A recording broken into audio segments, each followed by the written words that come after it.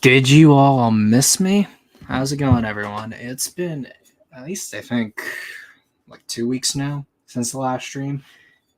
And yeah, so there were a few days I could have probably done the stream earlier. So unfortunately, I probably won't be getting the viewership that I need for the channel to do well. But I've never cared too much about that. And that sound that you're hearing is me pouring myself some wonderful honey-bound mead.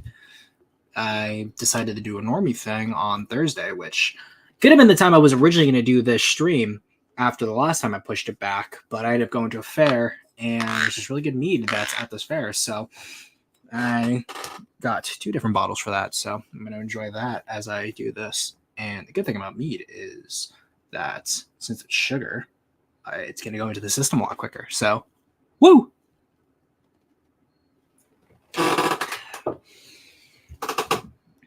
And there's a kick. What's up, everyone? What's up, Joe Schmo? I'm doing good, Alice, like I said. Good. What in the skibbity is this stream about? So, what we're going to be doing is talking about DangerVille, good old Ville of Danger. Or as some people like to say, Badville or Griffville, whatever. So that is going to be the main crux of the stream. So, but what I will say honestly, though, is that if anyone was expecting a like a bash stream or me just to like go off on these guys, that's not going to be the place, unfortunately, I guess. I'm sorry to disappoint anyone. It's not going to be like the last stream, because I think that since they're in the community, regardless of what people think of them, I think like at least pointing out things in a little bit more critical light would be important, in my opinion, because yeah, if they're going to be a pillar, and they kind of are one of the channels that is going to be the like they're kind of the normie Godzilla channel for a lot of people. I like speaking from personal experience, so anecdotally, anytime I'm at work and I see people who are looking at the Godzilla content we have in our store, since obviously I work at a bookstore, and I just get to chatting with them and ask kind of whether the channels that they look up or listen to. Usually the 2 that come to mind are often Goji Center and DangerVille. Like, nothing wrong with that. And then sometimes you get a D-Man once or twice. And then sometimes you get people, one guy who was in my store ended up actually going to G-Fest. I wish I had better communication with him because I didn't get to see him at all during the convention, but he knows exactly who he is because I think he did subscribe to the channel. So it was cool meeting him in person. But yeah. How you doing, Kuro? What's good? Sadly, won't be too active. That's no problem. That's no problem. We need another rage stream. That's what you're gonna. That's gonna be the CinemaSin stream, because here's the thing. I was thinking to myself, should I watch the CinemaSins video before the stream or after? Because I usually pre-watch a lot of these videos because that's how I find them. But I usually save like my actual like impressions and like thoughts, criticisms when I actually get to the stream itself. So like there's that. But I'm wondering, is it gonna be more entertaining for you guys if I wait and therefore I'm watching it fresh with you guys, so you guys see everything I'm doing fresh, or watch it beforehand so I have a little bit more kind of thought out kind of vibe that I'm going for in terms of what that stream's going to be. What's your overall opinion on Daveville? Daveville. That's that. I guess that's what we'll call them, Daveville, for the stream. Oh, there it is. For me, he's kind of the most critical of the fandom, usually sticking to the popular opinion. Yeah, like generally, I would say that is my impression as well.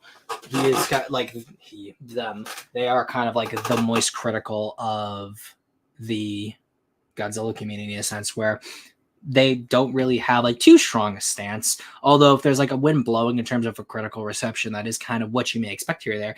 And looky, we got the Omni viewer in the chat. Every time he comes into the chat, I'm super tempted to say Omni Man, or just like pull up an Omni Man clip. What will you have after 500 years, Zim? What's 17 more years? I can always start again. Subscribe to another channel. But the Dayville is the daytime version of Nyville. But I guess we can get into it too, because we're about to hit over the 5 minutes, and I'll bring in people after, I guess, my impressions of the stream. So that's kind of what we'll do. But, interesting. I'm going to give this a few seconds for everyone to sort of give their thoughts. I'm going to do a poll on YouTube here, because I also wanted to talk about the Kong Survivor Instinct trailer as well. So what I'll do is want to see first.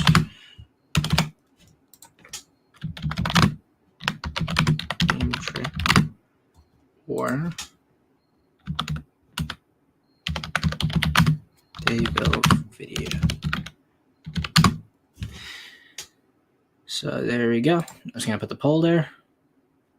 What do you want to see first? And I'll end the poll in the next couple of minutes. I just want to see what everyone kind of is curious to see, whether they want to see the Kong trailer first, or if they want to see the DangerVille video first. Because I don't mind doing the Kong video first and kind of giving my thoughts about like what my impressions are of it, because I would gladly watch someone play this game, and I'll definitely play this game for the channel when it comes out.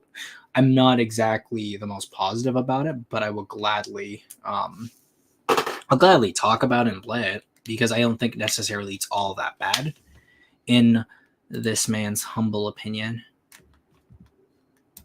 Kind of disappointed Abaddon is just big spider. Yeah, I agree with that.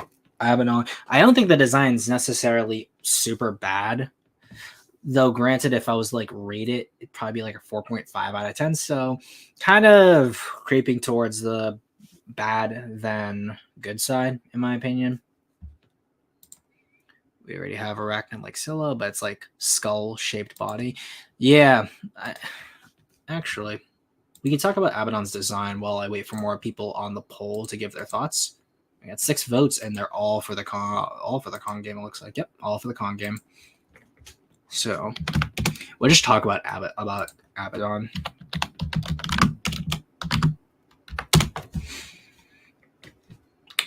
There we go. Let's pull that up. Percent screen. Okay, cool. So the one thing that always just kind of generally sucks, by no fault of its own, is that when you have characters that have names but no appearance, you'll always get fan interpretations of varying degrees. And because of that, that will always kind of be the measuring stick as to what like the final design will always look like. But yeah, so there's this one design for Titanus Abaddon. Here's another. This design right here. This one, which is more dragon focused. Another bug one. Bugs. And even like with all of these, they all kind of follow a similar design format to them. There's this one, which took at least the head from this right here, because I think this was identified as Abaddon. But like, that's the thing here, is like, even looking at this, the first impression I had when I saw this picture is this. Yep, that's X. So let's just pull that up here. Oh, it doesn't exist. Does not exist anymore. Oh, that's weird. Okay. It's gonna let me. It's probably not gonna let me zoom in. But so even looking at this right here, when I saw this, I like my first thought was leatherback. So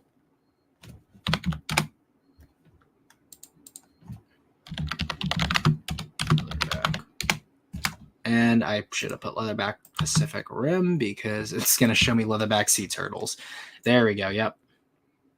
That's perfect. So like right here, leatherback has these fins overlooking that part of his skull, and then the very flat head.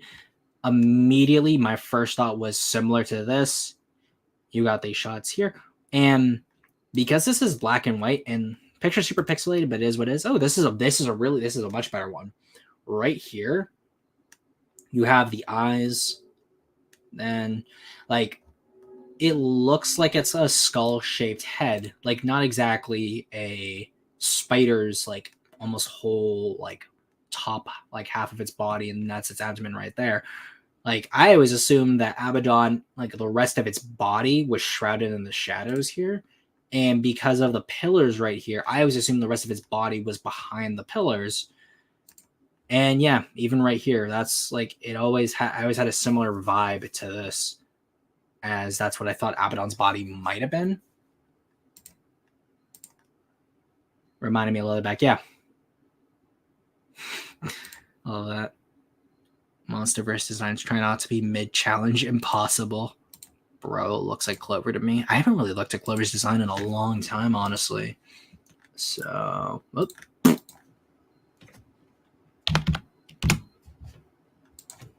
Clover. And Cloverfield monster. Hope you guys always love the ASMR tapping on my gamer PC keyboard, guys. But yeah, I could see it because it also has that same bulbous area around the top of the head itself. And then the bottom part is like the mouth. It's right here. Yeah, I could see it. Definitely a good observation. Oh, let me go back. Wrong person. I think it's just a Hollywood monster design problem. Maybe. It could be. I think, like, generally, yeah. Like, even starting with Cloverfield, which I'd say is, like, kind of the genesis of this later era of monster designs, you had this design for Clover at one point, which looks really, like, it's a cool design. I like it more than the actual design we got. And even some of the Monsterverse stuff, like Behemoth, for example. I know, like, Behemoth is kind of controversial to some, but Behemoth, MV. Like, Behemoth, I think, is definitely not like a traditional, like, modern Hollywood monster design. Scylla is Scylla's, like, I'd also say, like, is unique enough to where it doesn't feel like a standard Hollywood monster design. I would say, like, the Death Angel. Yeah, like the Death Angels, which I'd say, like, also too, the Death Angels and other creatures like them are more closer to, like, somewhat the Xenomorph, but also the Future Predator from Primeval. Because if you look at this right here, and then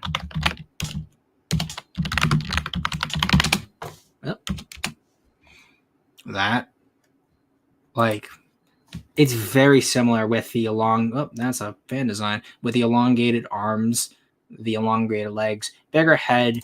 Let's see if you can get a good close up. Yeah, no discernible, like, true eyes.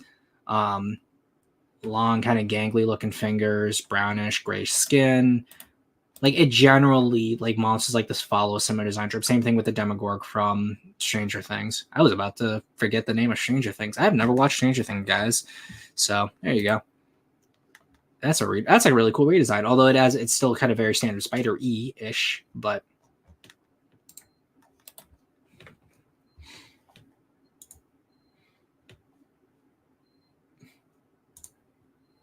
I think it's a trend that people are just whinging about. Yeah, it could be. What's another? It was a Future War movie with Chris Pratt in it.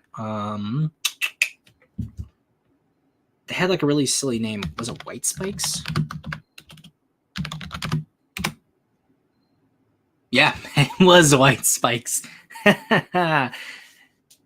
Yeah. Tomorrow War. There you go. Like, these also kind of have, like, remind me of the Death Angels and the Future Predators and sort of like their spindly kind of vibe. But yeah, like, because even, let's say, let's look at Harryhausen monsters.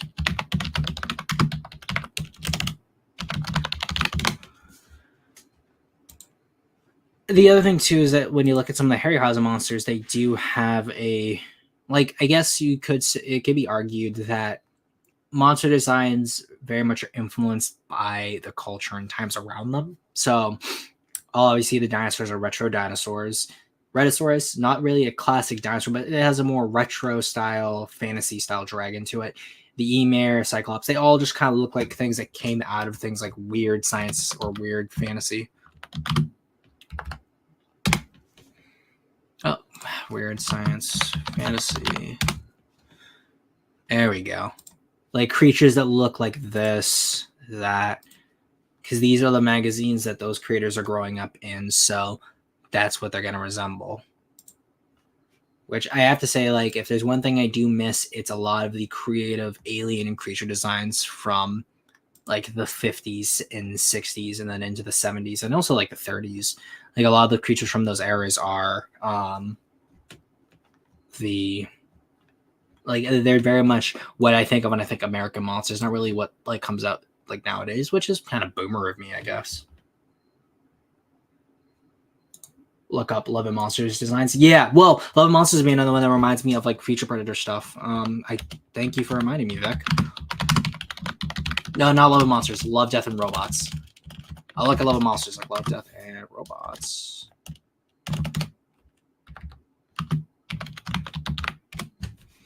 Yeah, this thing also reminds me of like very modern monster, which I'm not exactly the biggest fan of either.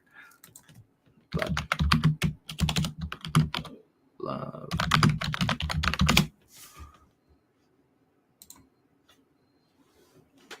Love and Monsters is kind of like its own thing. Like it has some more like this kind of, I wouldn't feel is too out of place in like a classic 50s style monster movie, just with like more modern graphics or effects.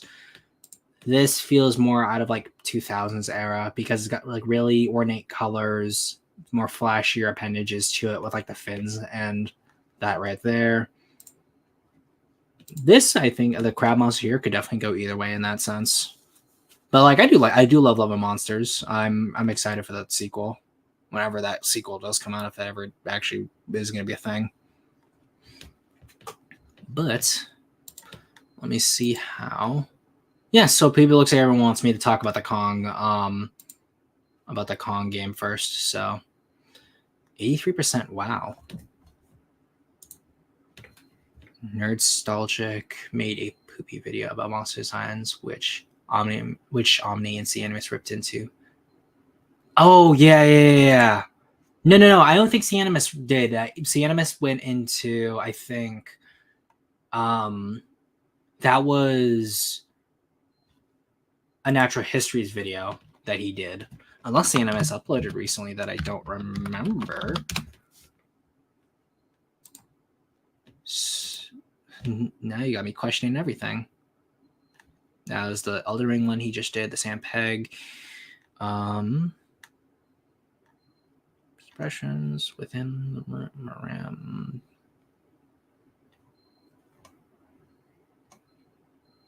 Yeah, Natural Histories video right there.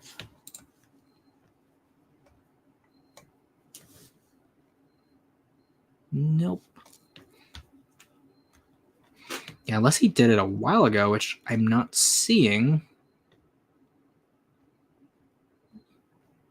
Nope. I think that was the Unnatural History video that he did. But I'll definitely go over that Nerdstalgic video because I've already gone over Nerdstalgic content in the past. But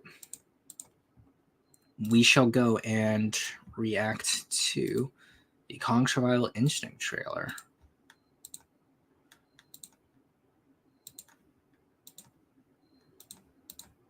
Share screen, share Inception for a little bit. There we go. Alrighty. And I'm probably going to be stopping from time to time just because I'm not a big protected YouTuber, so they're probably going to try to take this down.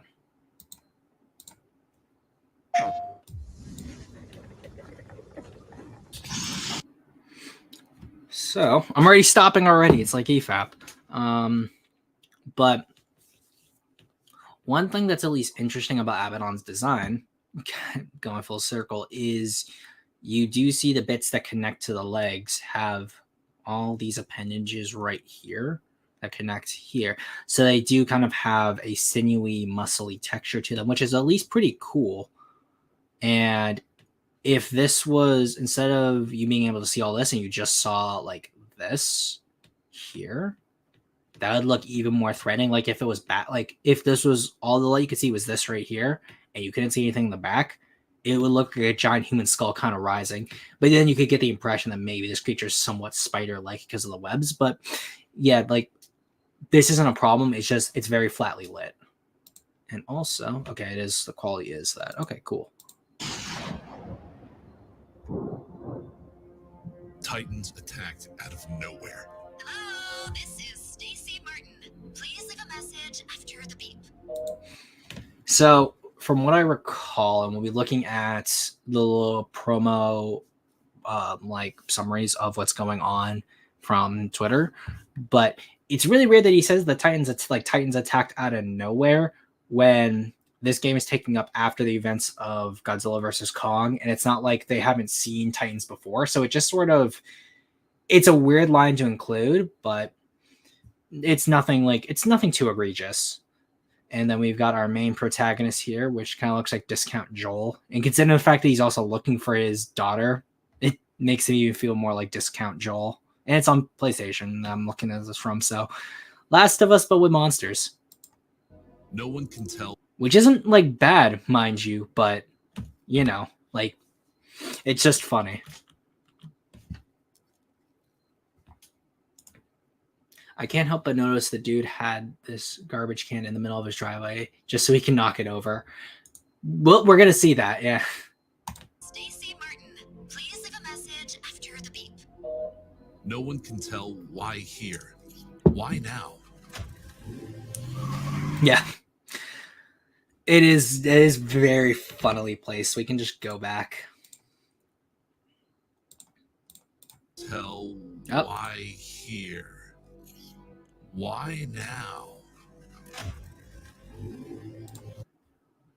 I guess, like, maybe... Well, that's the thing, is that there's still trash there, so he literally did just leave it there just to knock it over. I thought he drove and swerved, because I hadn't seen this trailer since reacting to it now. I thought he hit the curb here when he took the swerve, but yeah, that's funny. So he just has bad trash protocol. Cool. And as for the why here, why now comments, it's like, it makes sense, but that's a problem with the world building, is that we don't really know how or why Monarch distributes its information. So we did get like the new stuff at the end of King of the Monsters, but we don't know if that's changed or how like actually relevant that is to the universe. But Monarch just keeps getting worse and worse as like an organization and how it disseminates its information to the public.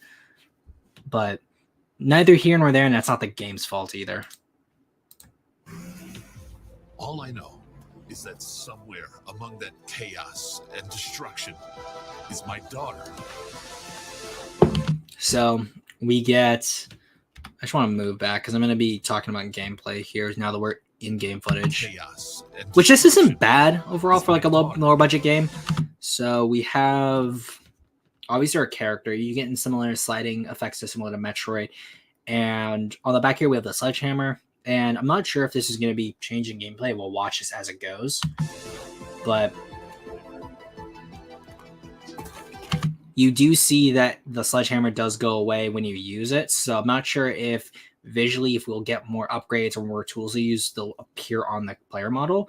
But I do like this idea of using the sledgehammer as a tool to traverse environments, like using it to crush like parts of a structure that go in there. And then the generating thing, that's kind of cool. Like, it very much feels like a down-to-earth style of Metroid game in the sense of how could a person in our world, and quote-unquote our world, have a similar gameplay type of experience to Metroid.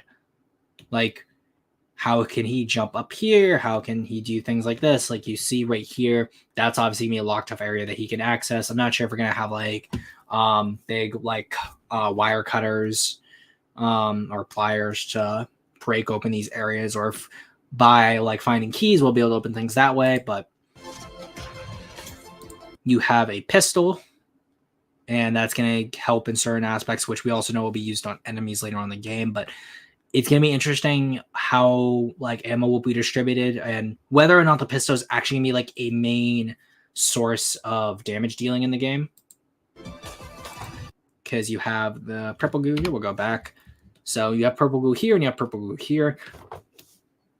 I'm also not familiar with 7th levels kind of development anyway. And I don't know if it's going to be similar to how Metroid games do a lot of backtracking. If until you gain certain like tools later on in the game, can you go back to these areas to uncover more secrets? Seventh Levels is a Polish developer. Most of their work is publishing other games for the Nintendo Switch. We'll look into Seven Levels in a little bit, but at least that kind of fills me with a little bit more confidence that it's a Polish developer rather than like a French or American studio. The first game was Castle of Heart, which was well received, but we'll see.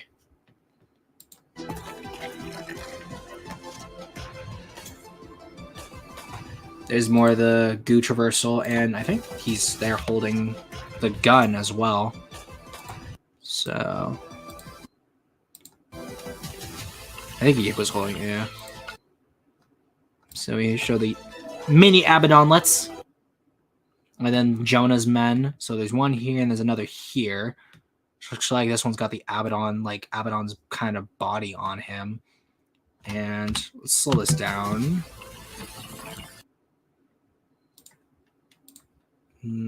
Subtitles, jeez.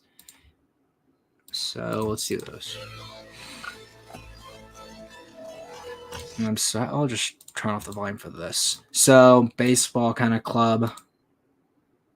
You have a parry system, a kick, and then your gun with a laser, laser dot, which you can pinpoint sort of the accuracy. And this guy's got a baseball club and a riot shield, it looks like. And this guy's got a gun as well. That is kind of weird, though, that the dude who's got a gun can't shoot past his friend because you're on the 2D scape. So it's going to be interesting to see how these enemies interact against the player. But that's something that, like, I understand given the gameplay, that he's not going to be able to shoot at you directly like that, but it is just kind of funny. And that explains the question I was having in the back of my mind, which was, how are we going to pick up more ammo? Is it going to be like ammo just find like in stores, like hypothetically, let's say that was a gun store, you find more ammo in certain buildings.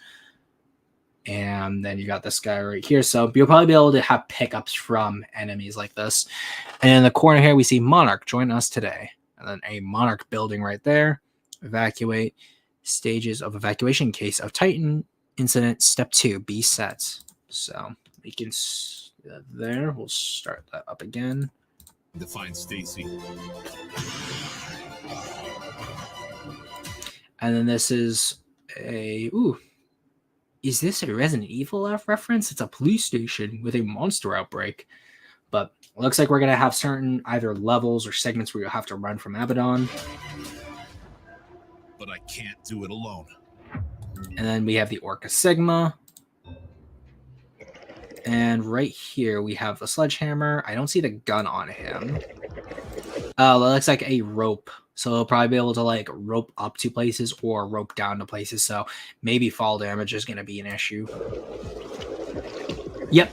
So that's a grappling hook. So more than likely, I wouldn't be surprised if you'll be able to kind of sling it over and then up, and then you'll be able to climb up places or have it lash somewhere and then climb down. So interesting there. And then we have Nerdadon, because right here, like, dude, like right here with the teeth, and then you have the red here with the white. He just like, it has a nerdy vibe to it, especially with the big brows right here, and then the bigger eyes at the front, big buck teeth, and then it's an actual mouth.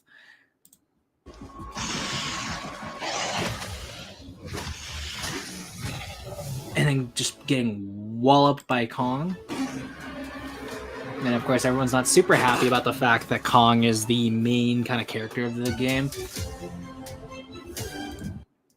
And then we also have Tiamat here, so we assume Tiamat's going to probably be back and fighting in some capacity, which is going to be weird because here's the thing. If Tiamat appears in this game and fights in this game, then what does that mean for the events of GXK? Because in the novel, it states that Tiamat wasn't doing anything prior to this game, and the movie doesn't really indicate that Tiamat was doing anything prior to the game. So unless Tiamat's literally there for just marketing, then I don't know.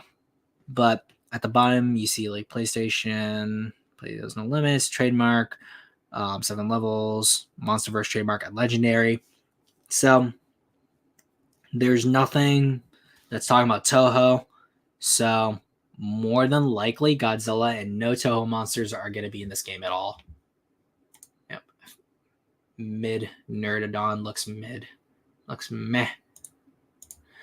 It's too bad the game featuring Jonah doesn't feature a whale kaiju. Missed opportunity. Yeah, I get you. I want Kong to be playable like Peter Jackson's game. I don't think that their game is super, like their gameplay that they've produced before would be like conducive to a Kong or like a monster fighter, even like small segments. So I doubt Kong is going to be playable. Although we do see in promotional art and like promotional pictures that Kong will help the player in some capacity. And I think that that's the only interactions that we'll have of Kong. I would like to see them fight, but it's doubtful. Godzilla fans are coping to see while Kong fans are eating good. Yeah, well, I mean, Kong is kind of the main character now because he's easier to market, unfortunately. Godzilla doesn't deserve to have his name attached to such a mid game. There's hope that the next film would be Godzilla focused. I mean, like the game could be fine. I don't think that there's anything outside of the graphics just kind of not being spectacular. The game doesn't look all that bad, in my opinion.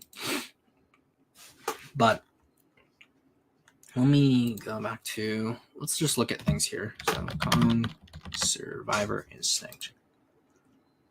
So everyone's talking about this, which doesn't look all that good. I'm curious, though, how this is going to work, because this may be a cutscene of some kind, because unless you're running across the trains tracks like this doesn't look like it's conducive to how the levels are in the game, like as we see them. And then here's what I was talking about with Kong helping out the player, it seems.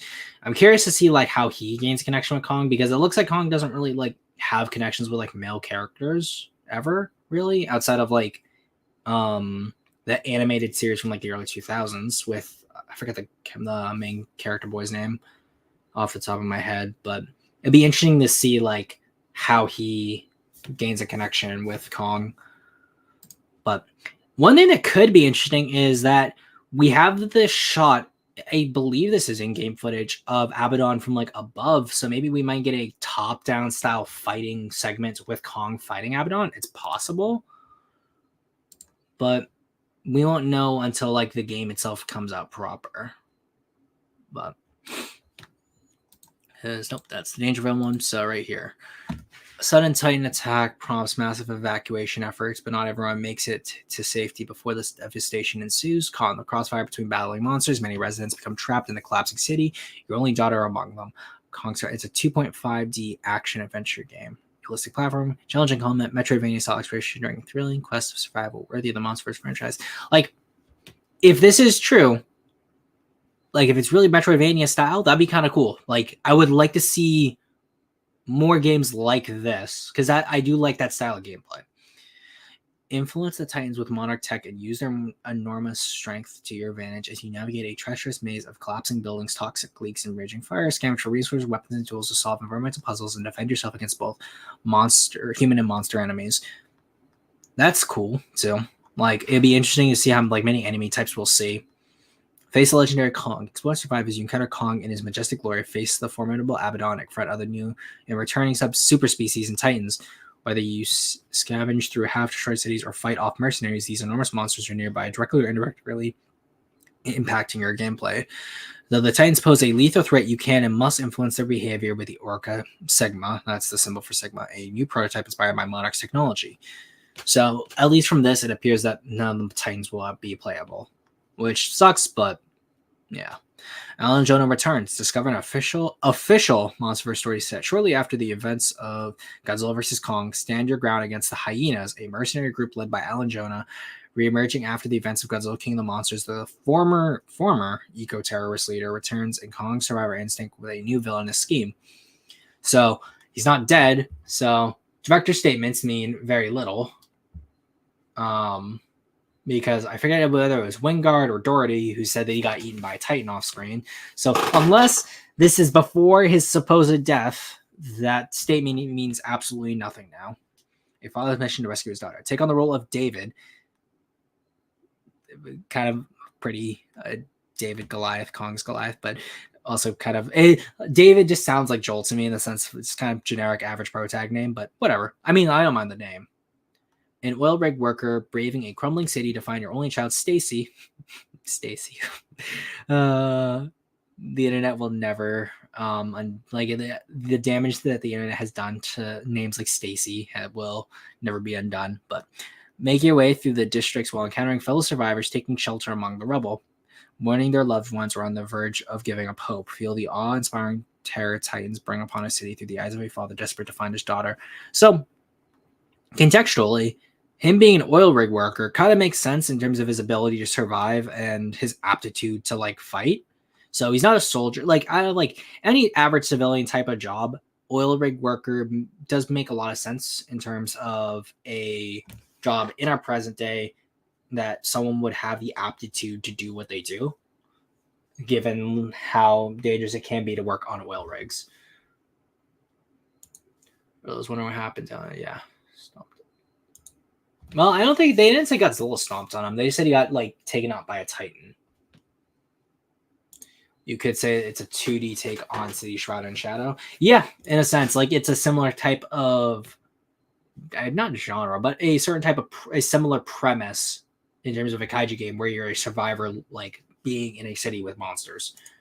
David thinks that Stacey's mom's got to go on. That song stuck in your head. I regret not. Yeah, no, that was also in my head. I was thinking of Chad and Stacy as like internet brain rot, but I also now I'm thinking of Stacey's mom. So thank you for that.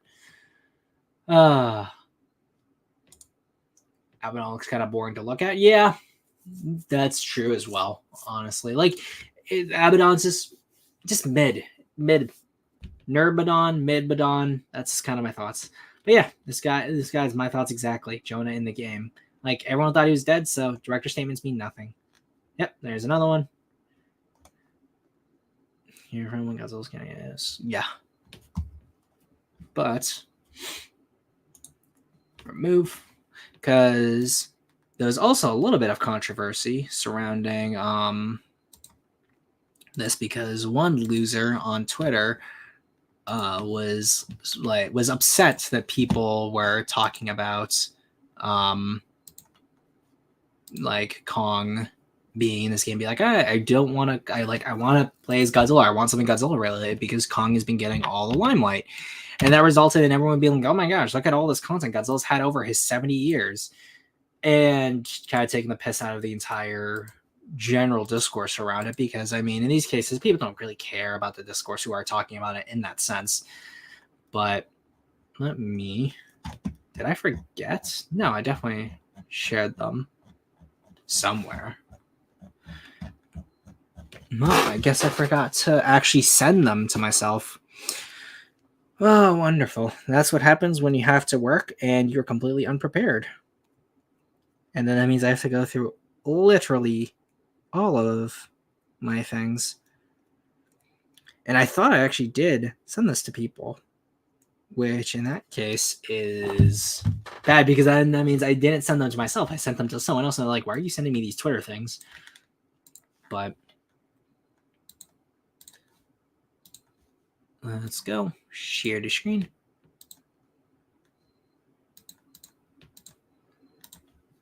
Bada bing, bada boom. Yeah, so this guy, the Green Scar 90 or Aaron F. And he's like, I'm tired of G fans acting like whiny, entitled, greedy, egotistical, narcissistic a-holes every time Kong gets any content in the Monsterverse. I remember he also like was like sexist, misogynist, or like pedophilic. I remember he had an original, like he deleted the original one and then reposted this one, and he got so much heat for it regardless. Especially when Godzilla has 40 plus films, multiple series, numerous comics, novels, games, and tons of merch. Again, dumbass. People talk about the Monsterverse. They're not talking about all the content ever. And then people were so like, I hope every future, like, probably some kid being hyperbolic. And this guy, this guy's being hyperbolic. And he's like, oh, we wish to shoot on Kong Hunt. In that case, I hope every Godzilla project fails. Toho claims the rights from not only Legendary, but every single merchandise creator. And you get nothing except maybe one film every 20 years or so, if at all. And here's the thing.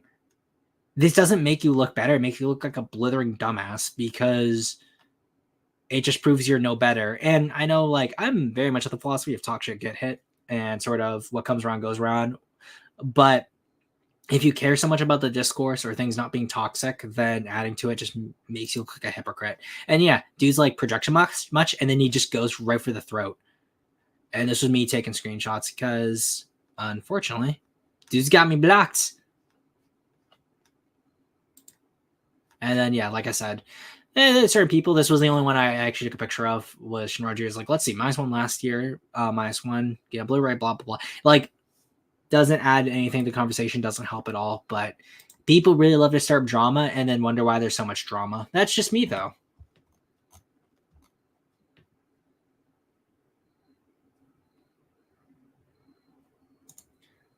Zim, did you hear we're getting Monsterverse Classified, getting some extra lore and backstory to Titans like Behemoth, Amlock, TM?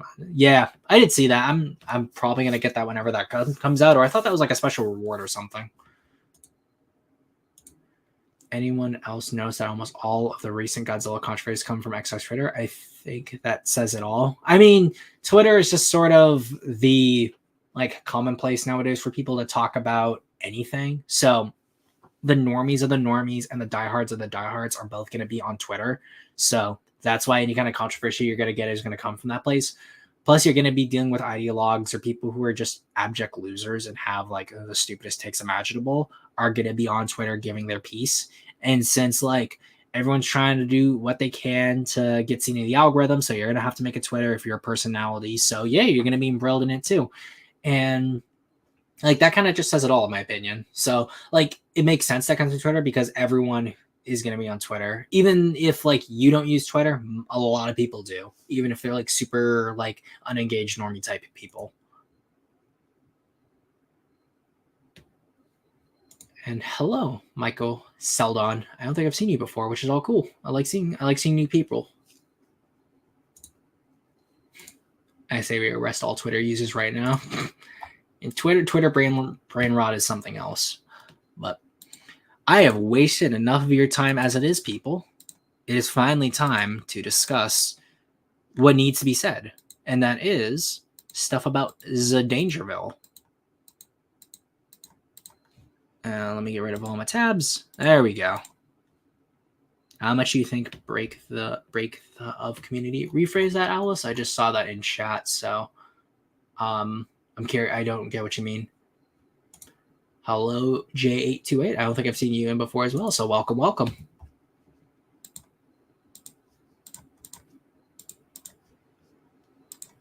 Streamception again. There we go. And I'm just gonna play that from the beginning. Look at his face. Look at that man's face. Can't go wrong with his face. But let us begin. We'll do 1.5 times speed because, again, I am still infected by brain rot, and it's funnier too because I'm also drinking, so I may miss things as well, but whatever. I miss the old Monsterverse. Contrary to belief, the Monsterverse super fandom seems to be shrinking, not growing. And while a ton of casuals are watching the movie once and then leaving it alone forever, the diehards are slowly losing interest, which I think is a damn shame. The last few films and external content has been fun, there's no denying that. But I don't think I stand alone when I say I truly do miss the old days of the Monsterverse. And now that I got your attention, the vibes the franchise of Giants was throwing out pre-Godzilla vs. Kong was just better in my opinion. And I'm going to give you my reasons on why I truly do believe this, and how the Monsterverse can improve going forward so it can avoid the dreaded title of being called stale. This is by no means me saying that the last 5 years of Monsterverse content has been bad, by the way. I just think we've yet to hit peak kaiju entertainment, and that's a good thing. The recent focus... I think the problem with everything that was just said right there is the fact that it tries to be both. I'm really happy with what's going on, but not dedicating itself to just admitting and being like there were a lot more positives going on in the older era of the Monsterverse compared to what is going on now.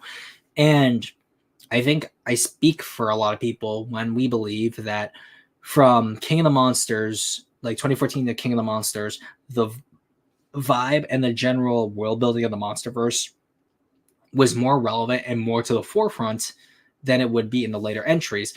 And I think that because of that, and because these newer films are making more money, and they're making more money without having to focus more on like the earlier aspects of Monarch and Godzilla, where it was less, oh, there's monsters existing, they fight in cities, blah, blah, blah, maybe some lore here and there about ancient wars or ancient rivalries.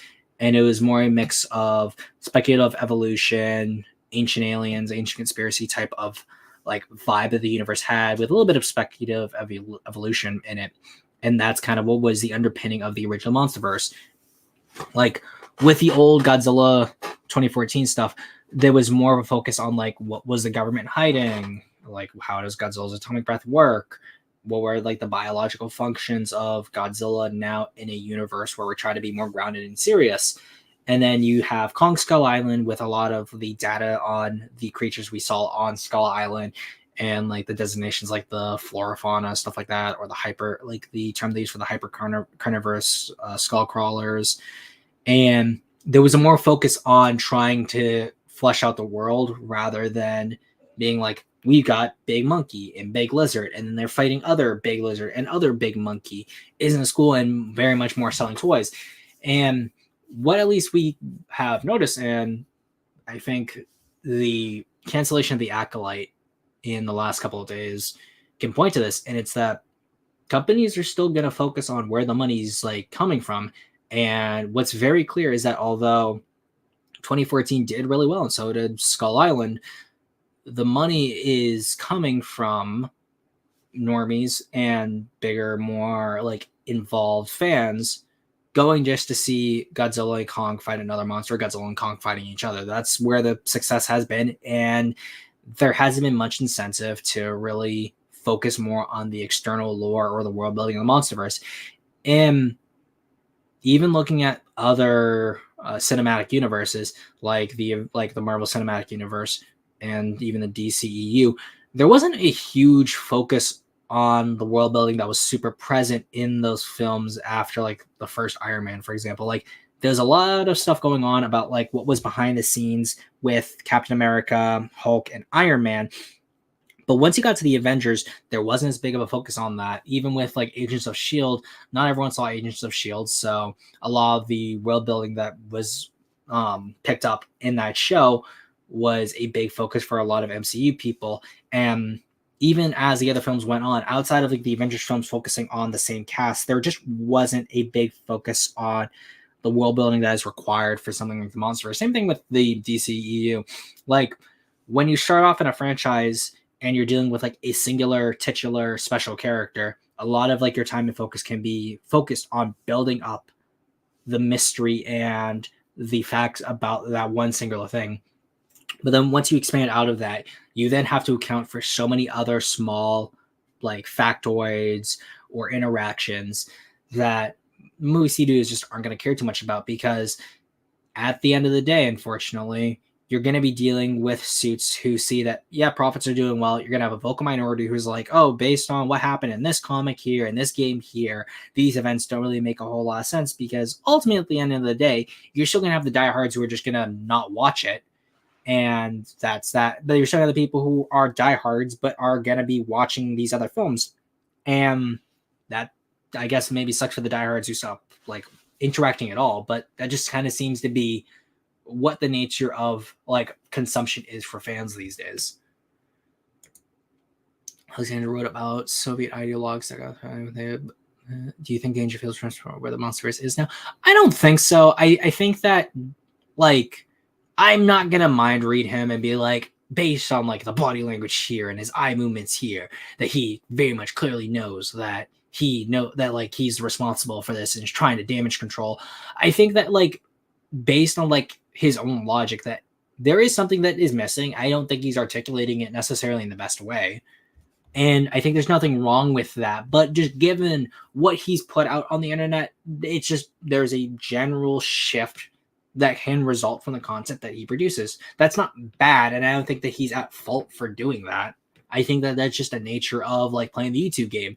Like I think generally, even for myself, if I really wanted to grow super huge and gain a ton of subscribers, make a whole lot of money off YouTube, I should focus completely off of what I've been doing and do more shallower versus type content, or Monsterverse Godzilla interacting with these characters, or would Monsterverse survive in this environment, things like that, or theory videos. Like there's a reason why the idea of I've got a theory about the Monsterverse became such a meme in the community. It's because it makes a whole lot of views, but ultimately the theories don't really amount to much, because like they're going to be dropped unless it's a pet idea that a director has had, which is why like a lot of theory videos are usually talking about director statements, because then the hope is that the director has this as their pet project that is ultimately going to be fulfilled on. And whether your theory is true or not, there is a sort of enjoyment you get out of discussing this with other people and them expanding on these ideas. The same thing as like people talking about like what they would want to do for Godzilla design, in the same sense of there is a shared community aspect of sharing like theories about movies.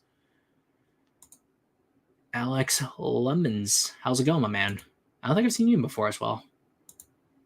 Would you let the Ghost of Raymond Burr kick your ass for $8 million? I mean, Perry Mason was built, so you know what? For $8 million, why not? I mean, also, if it's a ghost, then wouldn't the ghost not be able to harm me? Like, because it's incorporeal, right? So yeah, I'd let him kick my ass for $8 million. I also believe the Monsterverse is the biggest love or hated thing in the community. Yeah, well, I mean, like, it's American Godzilla, so you're gonna have very heated discussion on one side or the other. Zim, do you think it's even possible for the Monsterverse to go back in a more serious and intense tone and style? We as fans want it badly, but I sadly think it might be too late, especially after GVK or GXK did.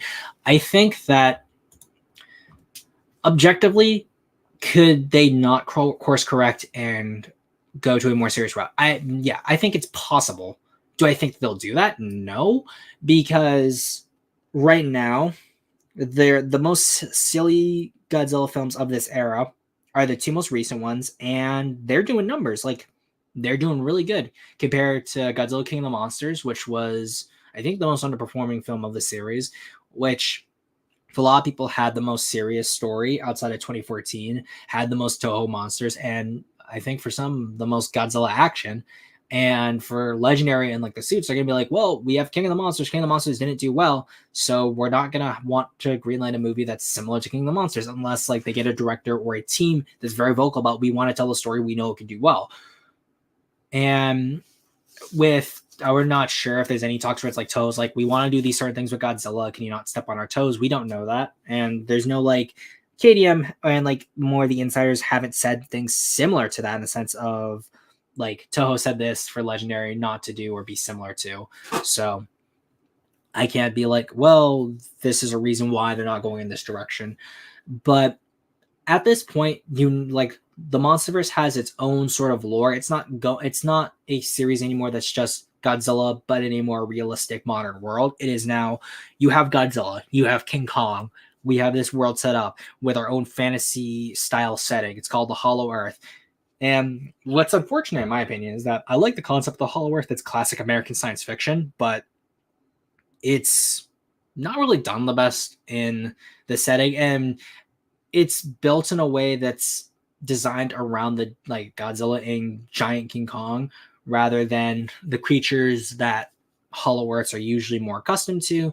And you have a lot of things that in the Hollow Earth that are like even bigger than Godzilla and Kong, but we're probably never going to see creatures like that, because then it throws the scale completely off of whack. And then we have environments that are tailor-made for smaller creatures like humans, or even dinosaurs, for example, like just regular sized dinosaurs and prehistoric creatures. That's like what classic Hollow Earth stories usually involve. But instead of that, you have giant fantasy kaiju monsters and then Godzilla and King Kong. And it just doesn't mesh well, and it doesn't have a vibe to it that feels like authentic to me. And another thing too is that like you have Hollow Earth, which is similar to like the Pellucidar style Hollow Earth, where you have like a sky, like a blue sky, and although we don't see like an actual sun in Monsterverse Hollow Earth, it's almost like it has a sun. But then you have Inner Hollow Earth, which is where the Scar King was buried, which has a similar style like sky to regular Hollow Earth. And then you have things like Journey to the Center of the Earth, which are similar, have a sun, but are more cavern-like. Like you have the one with Brandon Fraser in it, which is like closer to what you have with the concept art for Hollow Earth, where it's more gloomy, darker. It's almost like you're in the core of the Earth. Like it's almost a realistic take on Journey to the Center of the Earth. GXM, I think you mean GXK, made money. Legend is going to serve up more of that flavor. The Monsterverse lacks vision and a guiding hand. It's an unfortunate situation. I think that, like, in a way, the Monsterverse, being in the situation it is its saving grace, but also its greatest fault, because unlike the Dark Universe or the DC EU, the Monsterverse is still around. Like, it hasn't died and been technically rebooted, and it didn't die after its first film. So that's good. But then the problem is that, again, this is going to hurt the Condom fanboys, but with Godzilla King of the Monsters being the film to come after Kong Skull Island, you go from an end of the world type of scenario with Godzilla to a more personal story with Kong, which has a end of the world end state kind of, but it doesn't feel as much like that because it's more localized to specifically Skull Island. And then you have Godzilla King of the Monsters, which is monsters all over the world. You've got King Ghidorah. We get to see the capital of the United States flooded and destroyed, and Godzilla's fighting his arch nemesis. Like, it feels like the end point to a cinematic universe in a lot of ways. And to its detriment, unfortunately, I think that, like, it still feels like that, because then after Condom, you have Godzilla versus Kong, which is more like a continuation because it's legendary monster versus another legendary monster that aren't owned by the same people, and it's like essentially a reimagining of a classic fight from the 60s.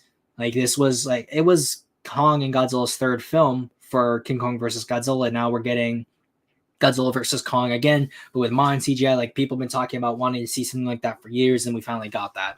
And then we have Godzilla X Kong, which is doing a lot of similar things that Godzilla versus Kong did. And again, like, we can't say it's a bad thing that they're following in the steps of Godzilla versus Kong, when Godzilla versus Kong was touted as saving cinemas from the pandemic, and it made all this money despite the situation it was in, and everyone liking it because it was more focused on the monster action without the humans. Like, that's very true. Legendary listens, or at least Legendary does focus on what it is that people are saying. And at least they, like, what normie people have been saying about the Monsterverse is that they want more focus on the monsters, less focus on the human characters.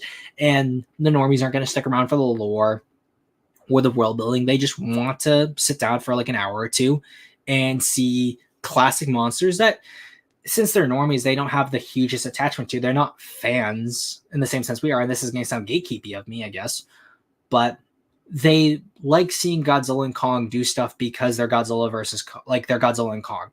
They're famous monsters, and that's as much as they'll probably dip their toe into the monster genre. They'll stick to the famous stuff, watch it for a little bit. Was it entertaining? Yes. Cool. Was it not entertaining? No, I'm not going to watch more of it. Or maybe I might get dragged to it because of one reason or another. That's as much as the average viewer nowadays is going to engage with the content. And that's, like, to be expected. JSK is no goofier than any Millennium film, in my opinion. Hot take. I will...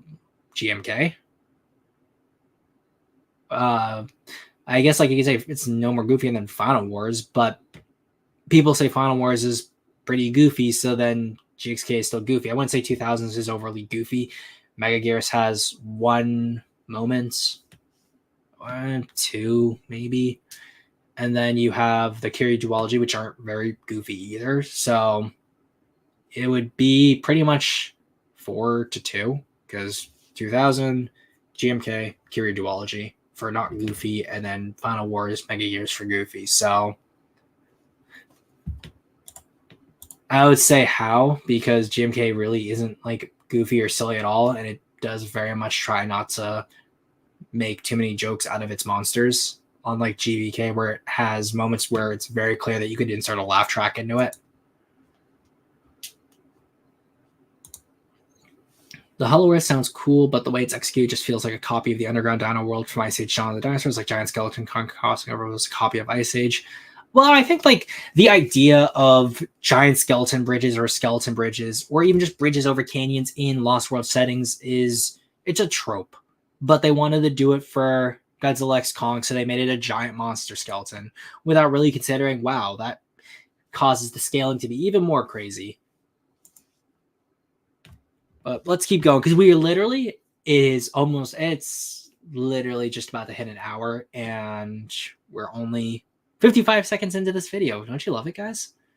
Focus on the kaiju over the humans in the Monsterverse has been oh so good. While other franchises are struggling to not succumb to burnout and bad decisions, the Monsterverse is having to only figure out how to continue to get better and grow, which just shows how special Godzilla, Kong, and these iconic characters are that over 10 years later, we still have a franchise that feel like it's only going to continue to get better. And since we're in the period of time where the next major film is in pre-production, they're starting writing for the filming probably around now's a good time for us, the community, to share what we want to see and how we think the franchise can truly get better. All this and a special guest you won't want to miss. So sit down and relax, and let's get to it. Some of you may not agree, but I truly do miss the old Monsterverse. I'm not saying I miss any specific film. I'm not going to argue that any movie is vastly superior to the others for that matter. However, I think that's another thing to do, is that if you're not going to say any film is vastly superior to the other, or even just like take a stance and just say like, I like this film. The tone here was really good because of this, that, and reason. By saying that there's no film that's like so much better than the others, but then also saying you have a problem with the Monsterverse, that's the problem a lot of people have with DangerVille's content, where they want to make a stance, but then they either fence it really hard or they say like not much to begin with anyway. Franchise has lost, at least I think, what made it so special for superfans. People that want to do more with their passion for a franchise than just get all excited for 3 months while the movie's about to come out and then forget about it pretty much forever. In short, I miss the mystery and intrigue of this franchise the most. At this point, nothing feels deeper than the surface level with the franchise's way of writing. It's not going in the direction of a powerful cinematic universe that could go on to be loved for decades to come, like the franchise that's sponsoring this video. DangerVille is the latest expansion for the highly praised MMORPG set in the Final Fantasy universe. It's really funny that he says set in the Final Fantasy universe. That's like a specific Final Fantasy universe. It's not even like specifically the Final Fantasy universe, because I don't even think that Final Fantasy Online follows anything from Final Fantasy 7. Like 7 has its own stuff. The other Final Fantasy games have their own universe and things like that. So like it's something that I bet like a lot of Final Fantasy fans who grew up in a certain era of Final Fantasy have a problem with. But like it's a sponsorship. You're not really going to talk too much about it. So it is what it is. Behemoth, this one. And yes, there's even dragons. And you know, that's still, yep. That's the ad. And again, like speaking on this, stuff like this is like content that is very safe like this is gonna net you sponsorships like this. But I mean, if you want to do YouTube as a living, then you're gonna have to appeal to the algorithm, and this is what appeals to the algorithm. There's nothing wrong with this in a general objective sense. Like if you want to make YouTube a career, then you're going to have titles like this, and you're going to have to produce content in a certain way.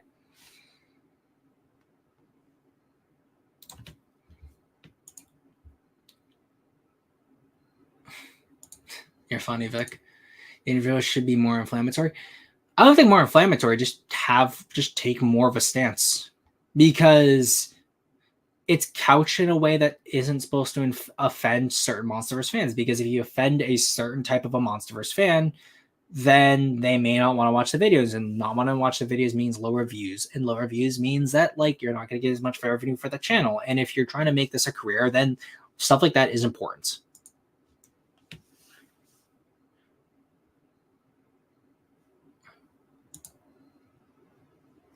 Going back to the discourse around GMK being goofy. Yeah, jokes don't necessarily then mean that the tone is goofy, especially contextually which jokes you're referring to, or even like whether it's with the humans or the monsters. I don't care for Monarch Alarm. It was a slog. I only like the past characters. The Monarch cast is ass. Well, here's the thing is that like for certain people who are talking about like the Monsterverse problem, that's like that opinion is going to be viewed as like a bad thing, because oh, you don't like Legacy of Monsters. Well, that show is made for people like us, the super fans, who want to look at more lore instead of like addressing the problem, which is yeah, certain parts of LOM are just ass, like straight up. It's just a fact. Unfortunately, there's a lot of problems with Legacy of Monsters, even though it's trying to do what a lot of super fans would want, and that's focus more on the world building of the Monsterverse and more like smaller scale stories. But there's problems with that. And then the discourse changes and people don't necessarily pay attention to what is actually being said. And instead of seeing someone say, I like certain parts of it, but certain other parts are bad, it's what they see is, oh, you don't like Monarch Legacy of Monsters. You're a big Godzilla fan. Why don't you like Monarch Legacy of Monsters? It's made for you. Why are you complaining? And like a lot of fandom discourse becomes stuff like that. And I hope you residents can go check out. Yeah, and any mystery surrounding the lore has. Back to the video. What you see is what you get, and any mystery surrounding the lore has been cast aside for flat out telling us everything there is to know and not really going all that in depth with it. The Scar King and the Kongs are a perfect example here. Now let me be very clear. The scene with Kong going into the Scar King's lair is easily one of the best in Godzilla x Kong, maybe even one of the best in the entire franchise. It's the best in the entire franchise, but there's a Monsterverse problem. We get to see the Kong civilization that has been foreshadowed since Kong Skull Island. But when it came to the greater lore behind the Hollow Earth Kong civilization, all we got was bad ape do bad things, make Godzilla mad, Godzilla trap monkey, monkey want to kill surface world for no reason at all other than just because. Practically no effort was put into making an intriguing backstory for the Scar King and his Kong clan. I'm pretty sure I even put more thought into creating a backstory for the Scar King and all these Kongs in some theory videos I made on the channel here. And that's the thing too, is that like the good thing is that like when there's the build up to the film, a lot of 30-minute videos can be made because everyone is joining in on this discussion, because you then create a hub and a community for people to have these interactions. But then once things come out and there isn't anything else to talk about in the movie itself, then no more theory videos can be made, and the hype's gone, the money's been made, and now you just have to sit and wait for the next bit of stuff. Honestly, Monarch is objectively the best written of the Monsterverse besides maybe Skull Island. I'd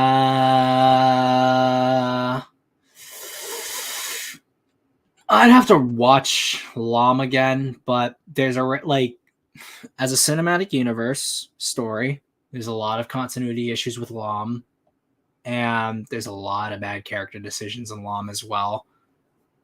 Ignoring those, I'd have to watch everything again in order. My gut tells me it's probably one of the better written, but not one of the best.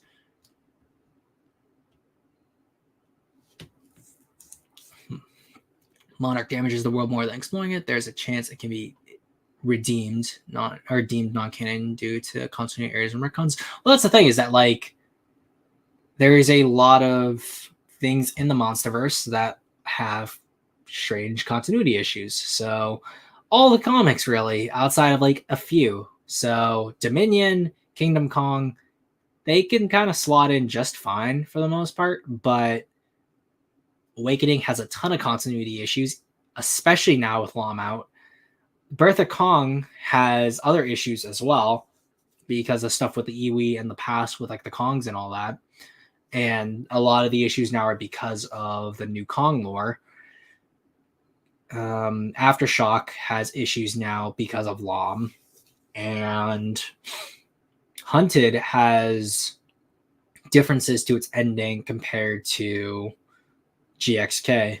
So yeah, the comics always have issues. The books always had different scenarios that were similar but different to the actual movies. So the books aren't really canon, and we also don't have Monsterverse books that are outside of like movie tie-in books, so there isn't really anything to like expand on there in that aspect.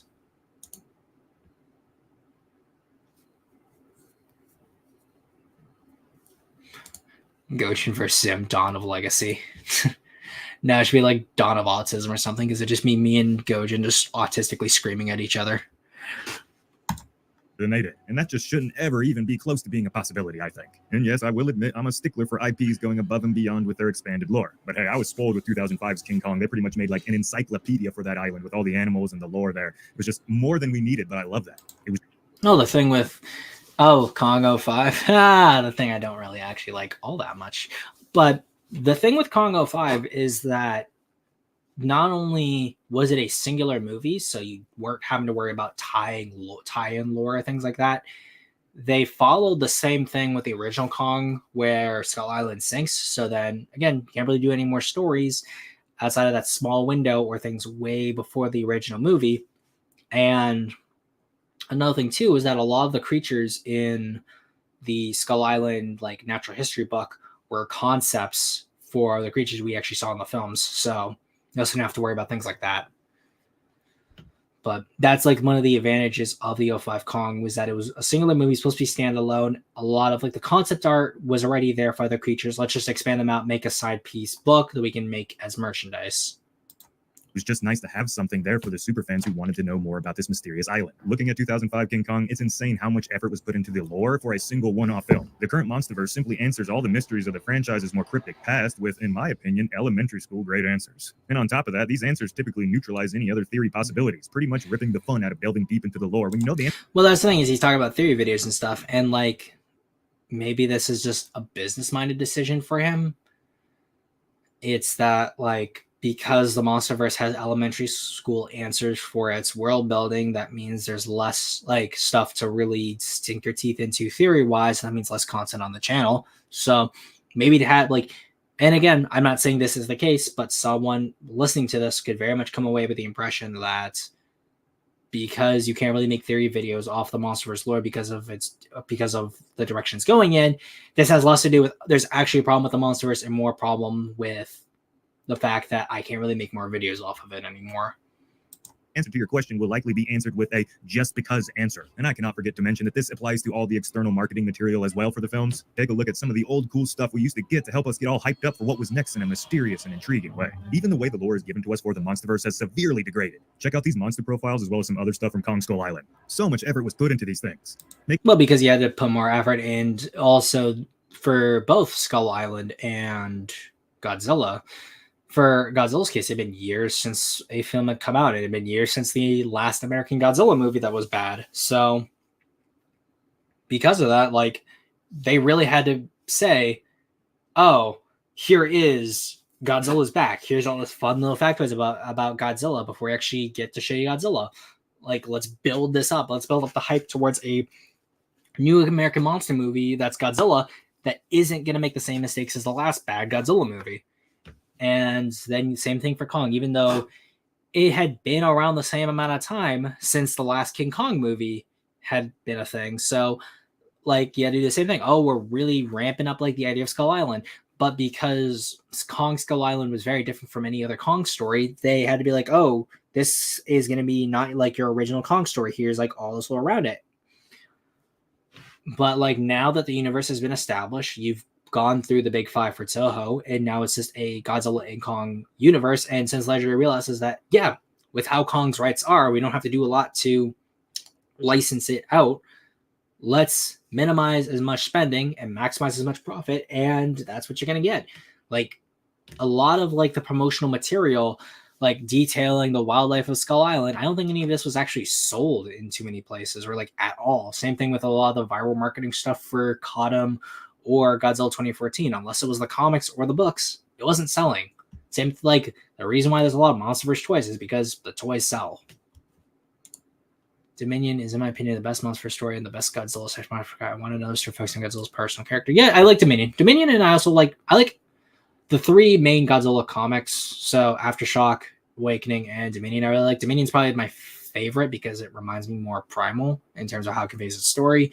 Aftershock I like because outside of its face, I like Muto Prime's design better than the original Mutos, and it felt the most natural addition to the Monsterverse, whereas Awakening felt very much like its own thing because of the continuity issues with it.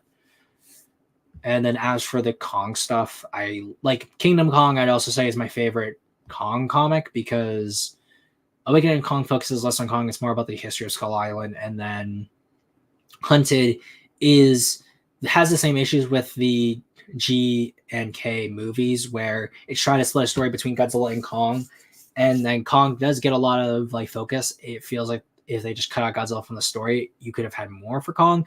Where with Kingdom Kong was specifically a Kong story, you got a new, interesting, and well-designed villain in the form of Kamazots, and it felt like it actually did increase the lore of the Monsterverse. So, yeah. Do you think there are any the continuation that in Monarch that could be fixed in season 2?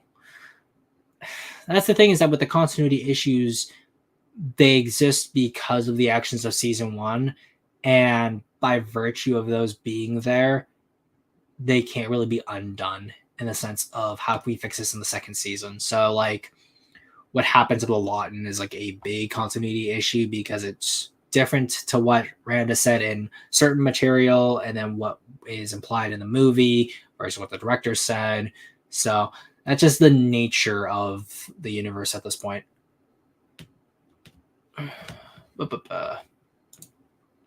Monarch is perfect, but for Monsterverse standards at peak, it has continuity issues. But I feel it's not the worst offender. The characters are flawed, but that's the point. Their characters are flawed, but they're also just terrible people, and then their like thought process also just has weird logic to it.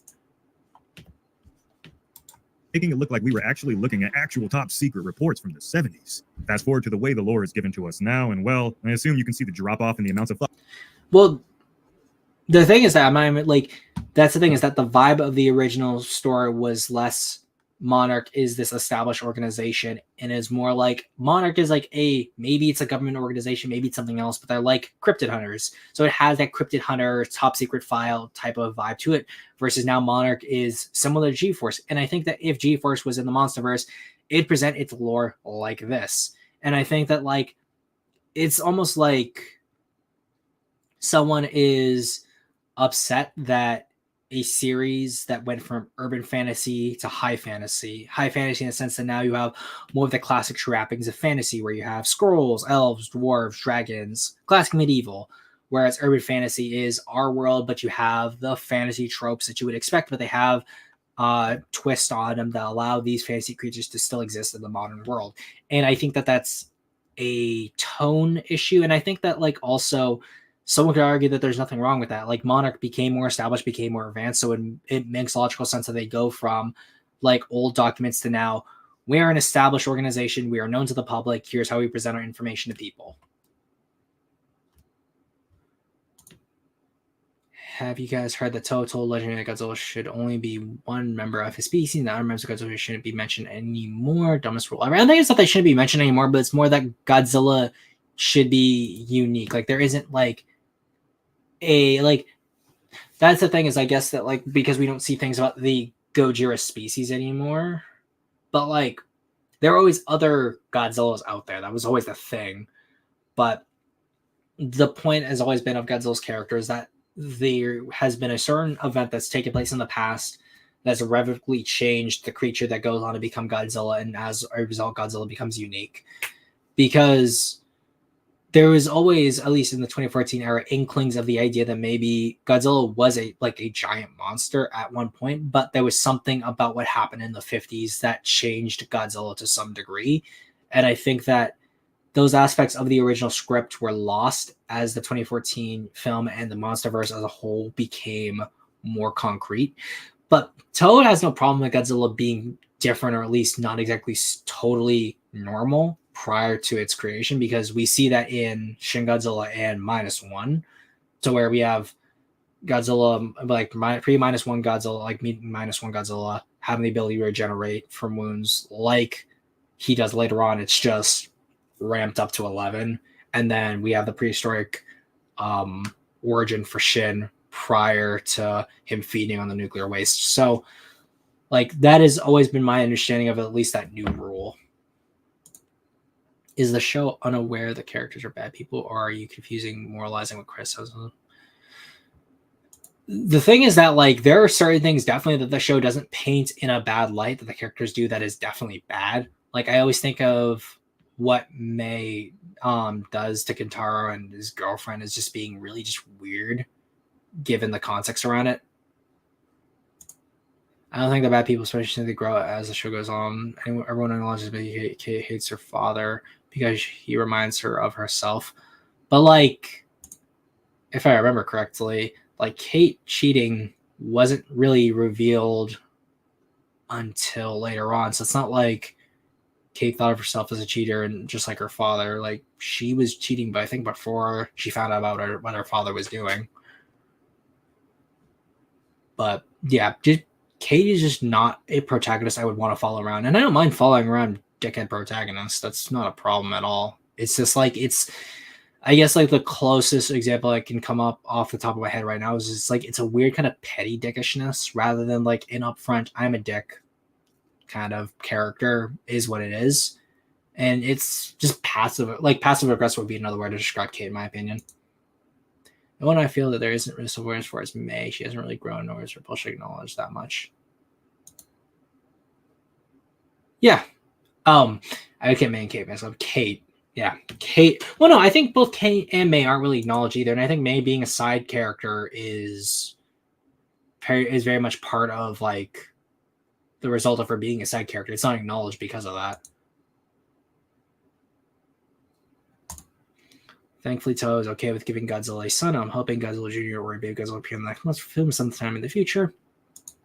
I doubt we're going to see a baby Godzilla in the future for the Monsterverse, but I think also another thing too is that at this point, Godzilla is very much more of an icon like now than he was back in the day. And there's a lot of things that were done in the Showa, Heisei, Millennium eras that I don't think would fly with like people in charge of Toho now. And I think that like they view, and this is me not like, I don't think this is true at all by any stretch of the imagination. This is just me giving my thoughts, like what may be the case. But it almost feels like a lot of like the Godzilla stuff from 54 to 05 was experimental in some way, shape, or form to the current Toho staff now. And that there are certain things you can do from that era, but there's a lot you can't do anymore because Godzilla is such a big character now, and we have to stick within this certain bounds to what Godzilla can and can't do, which in certain ways is good because it allows there to be familiarity with the brand and people can expect a certain thing, and maybe they can be wowed by how like certain things were subverted, and I think that's good.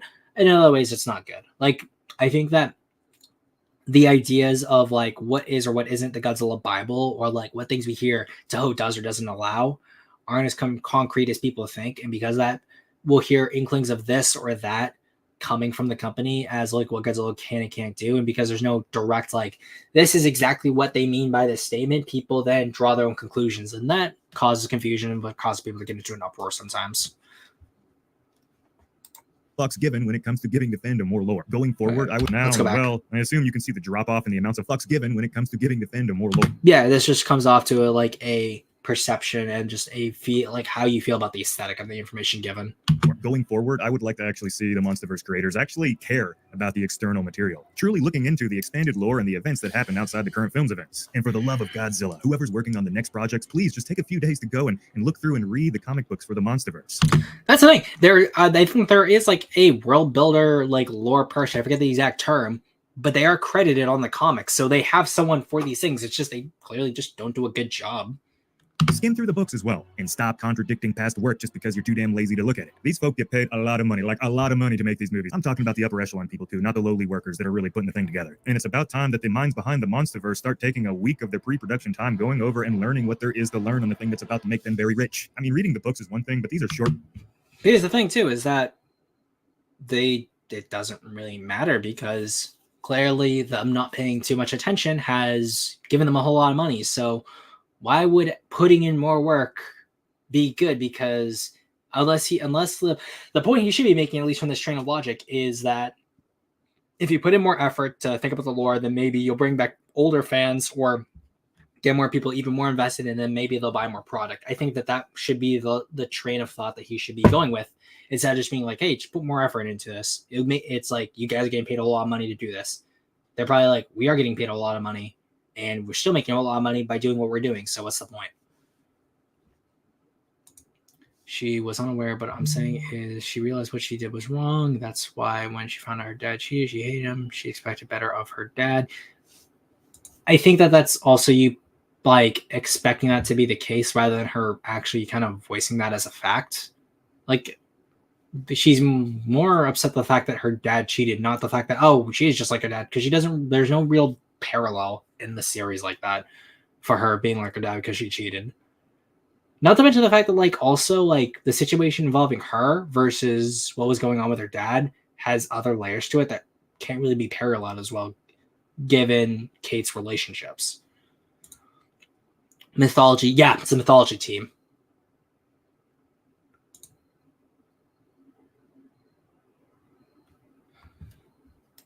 Books, and even if you don't look at the books, you can look at the comics, and it's about to make them very rich. I mean, reading the books is one thing, but these are short books, and even if you don't look at them, well, the books have always contradicted the lore since day one. Like 2014's novelization is very different from the movie. Same thing with King of the Monsters, even GVK's very much like that too. GXK's book is actually, funny enough, that one has the best formatting in my opinion because it's a regular trade paper instead of a mass market. And for those unfamiliar with the term, mass markets are those smaller compact books that you usually find in airports or in like supermarkets, versus regular trade papers or your average size paperback books.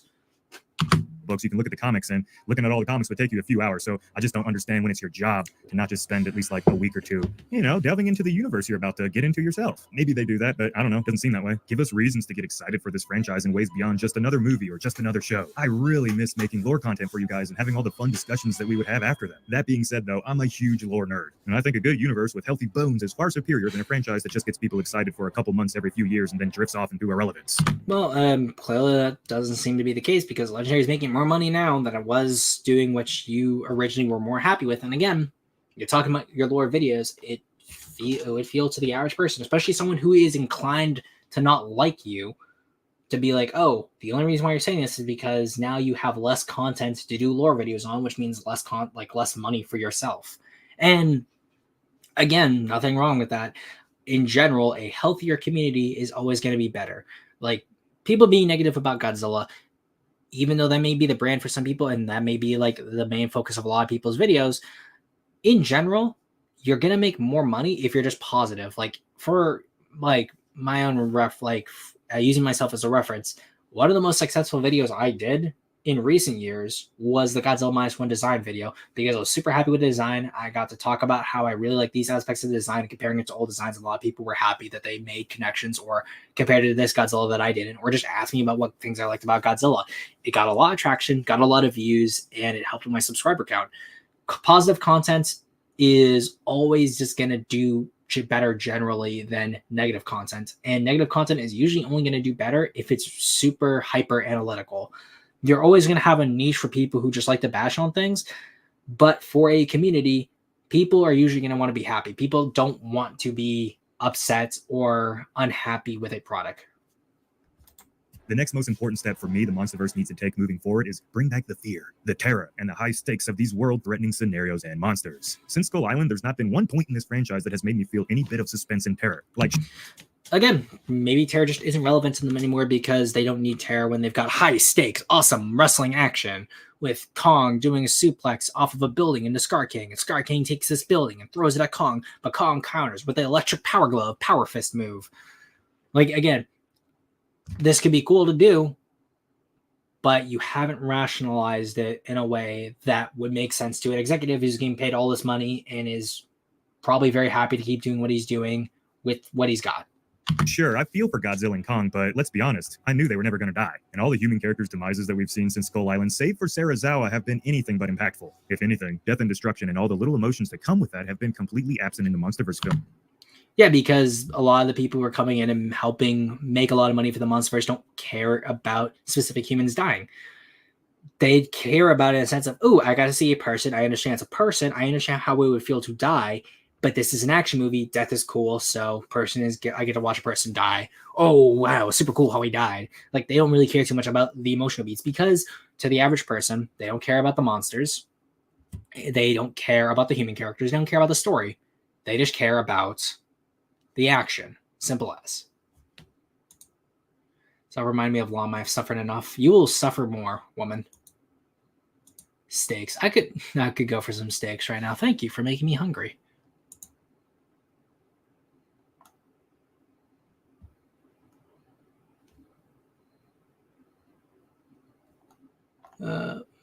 I see something from you, Minecraft World. Mind contextualizing it in another comment. I just want to make sure I understand what you mean by that.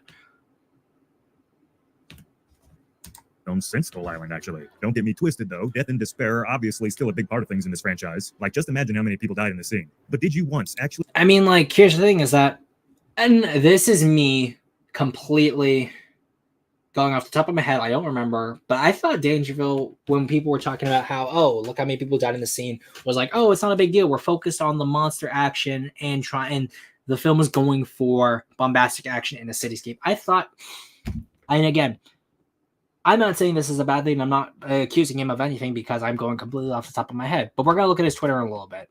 But I thought I remember him like kind of saying that it wasn't a big deal that we didn't see people or know how many people died in this scene.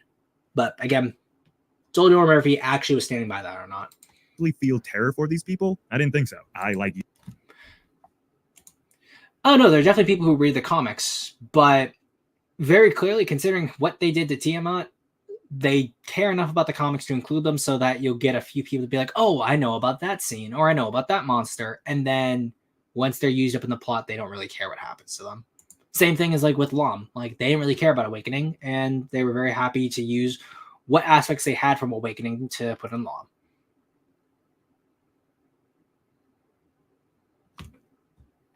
You was focused on the monsters, and I didn't care about everybody dying because, well, the film's creators didn't want me to. There's nothing wrong with not making a spectacle out of death, but I fear that unless the Monsterverse brings a more constant level of mortality back to its stories, that at some point, people will become numb to the endless destruction that has no repercussions. It's like every Titan battle helps humanity more than hurts it somehow. We always get better technology and become more advanced after attacks, but we never got to feel the reason why these advancements must happen in the story. Right now, they're happening, well, just... I feel like it's almost like he's been watching our streams and stuff, because this is almost everything that me, Brayden, Black, other people have been super critical, have been saying for like a long time.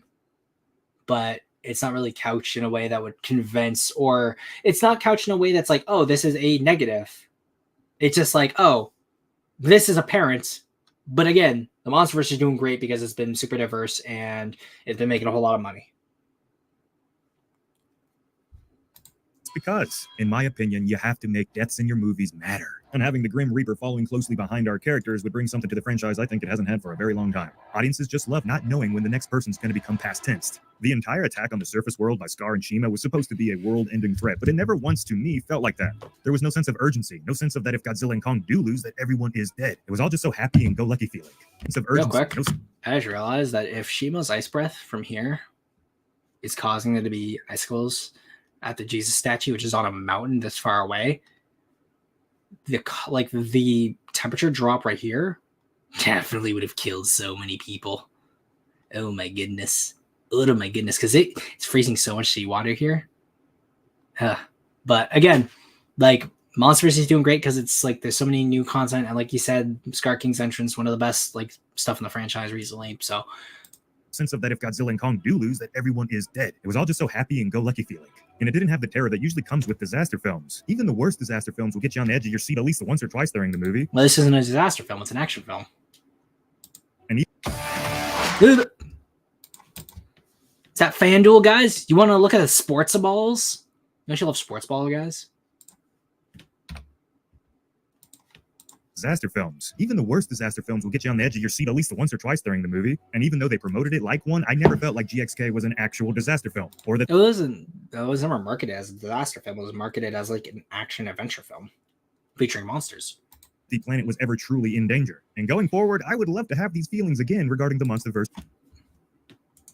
Action thriller, I guess. But like, so for example, Jurassic Park, the book, is in our thriller section for like it's when we categorize all our books and stuff in section, we have Jurassic Park as a thriller. That book is very much like horror thriller, but I wouldn't consider GXK to be a thriller. Just like it's an action adventure film. The only reason why like I guess someone could call it a thriller is because there's stakes about like world conquest and stuff like that. But if I was to compare GXK to the movies that are considered thrillers in our sections or books that are considered thrillers, I wouldn't call GXK a thriller at all.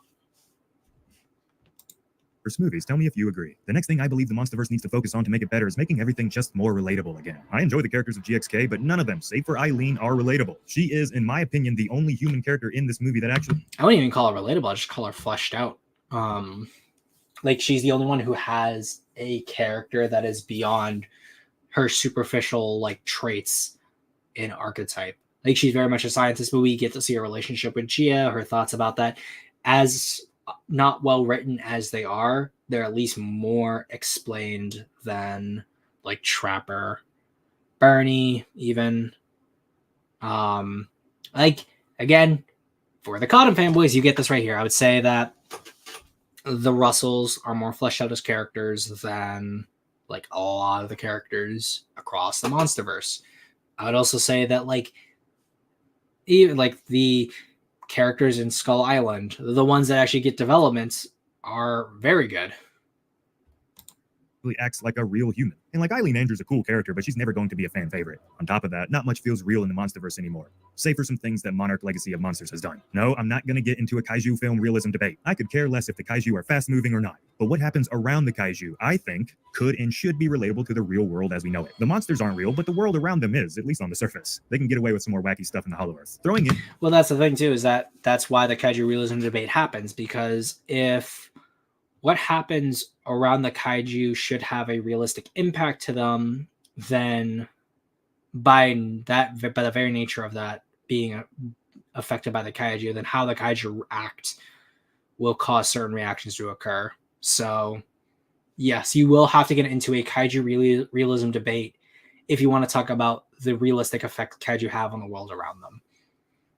In superior to Star Wars tech can be fun and helps make the kiddies demand their parents buy them more toys. Wait, but it's Hollow Earth. Throwing in superior to Star Wars tech can be fun and... How is anything that Monarch's produced in any way superior to Star Wars tech? Like, let's just look at the new and improved Heaves. They've got the camo tech. There are ships in Star Wars that can camouflage themselves. We have ships in Star Wars that can go from atmosphere to outer space and then jump into faster than light travel. That's more advanced than anything in the Monsterverse. Even if we were to say that, oh, well, the Heaves can survive the portal to the Hollow Earth.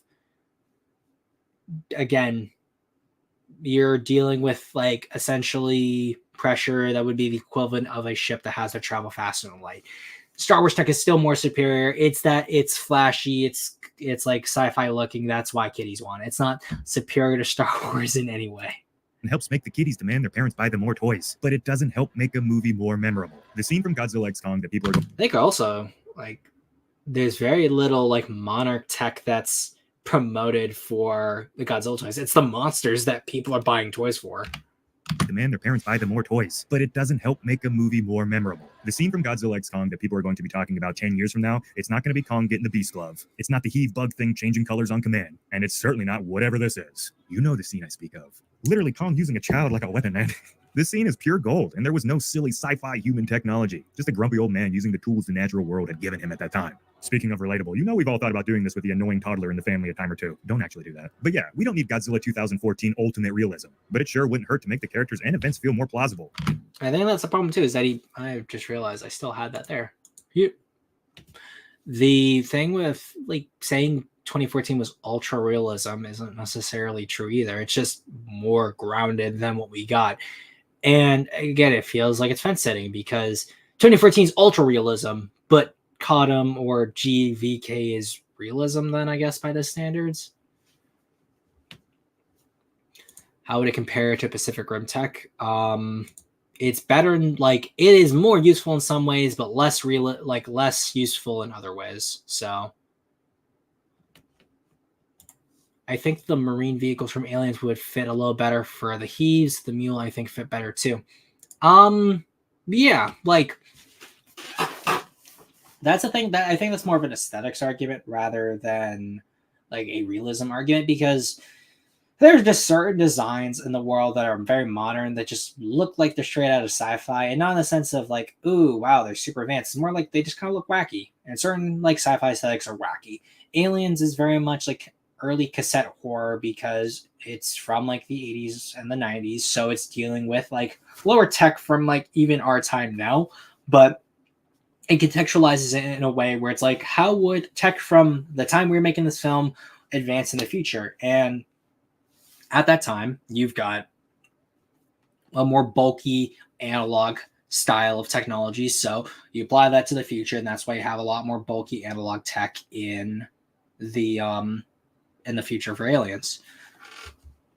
Cybertruck versus Heave. But yeah, like even for example, like I've seen like more Cybertrucks now than I have like when it was first announced, but like the Warthog from Halo looks more contemporary than the Cybertruck does, even though the Warthog, even canonically, is way younger than the Cybertruck is. But just with how the Cybertruck is constructed, it looks more like it comes from the future, quote unquote, than the Warthog, which is designed to be more analog looking and resemble more of like regular cars and stuff that were used in war back during the early 2000s when Halo came out. It's just an understanding of like what you want your artist to do aesthetically. Like, I guess technically what I can do is I can just remove that from the screen real quick. And since we're talking about arts and stuff, I'll just show some stuff I've been like working on specifically for like Kaiju 2000, since I was like showing my own stuff.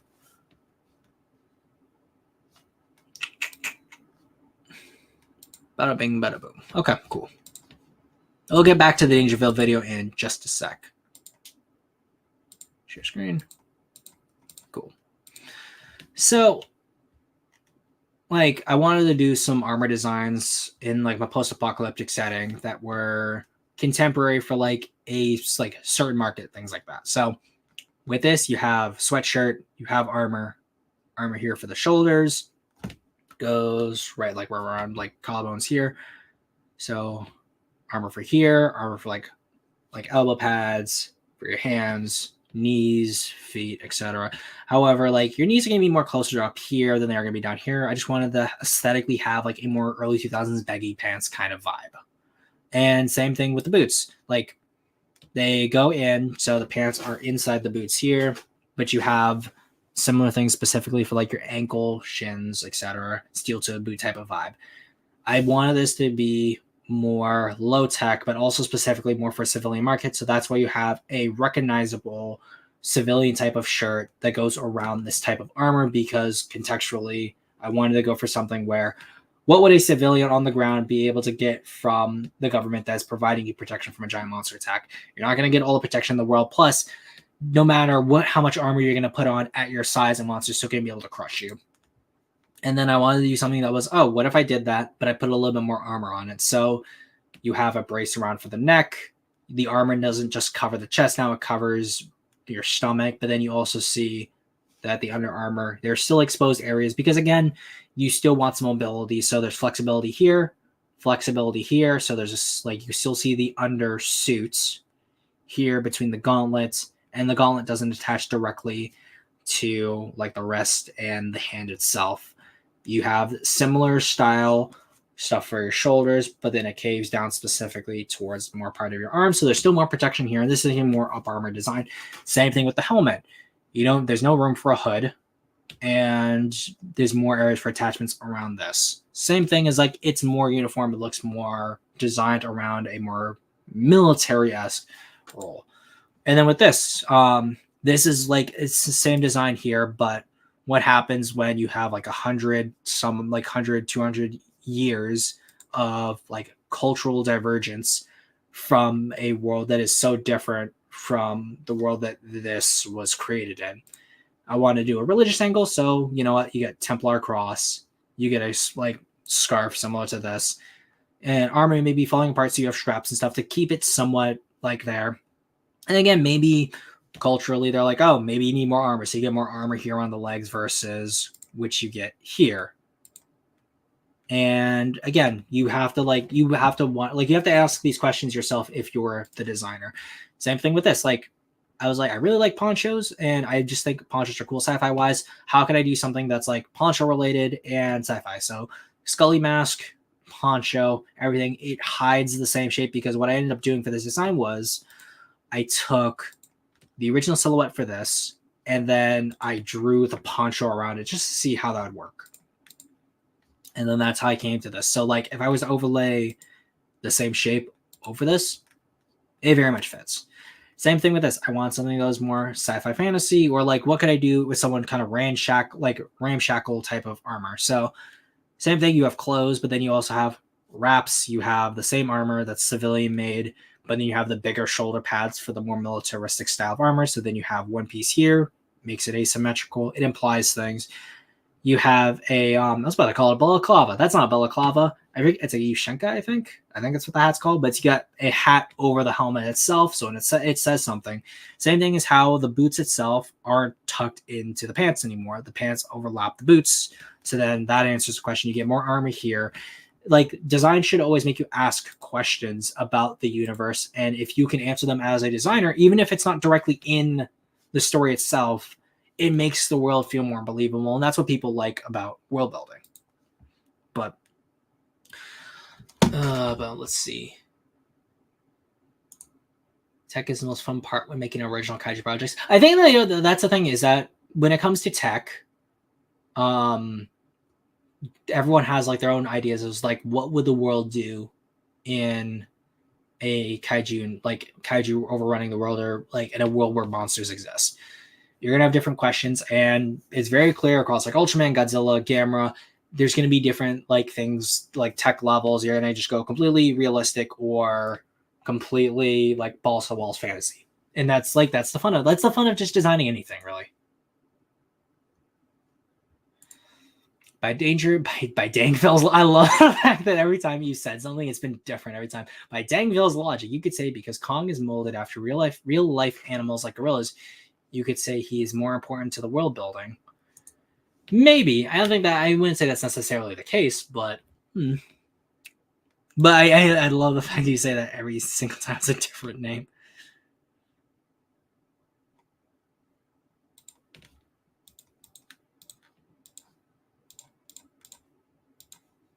Another streamception, and back to the video. I am sorry for the divergence into my own shelling. It's just what I do sometimes.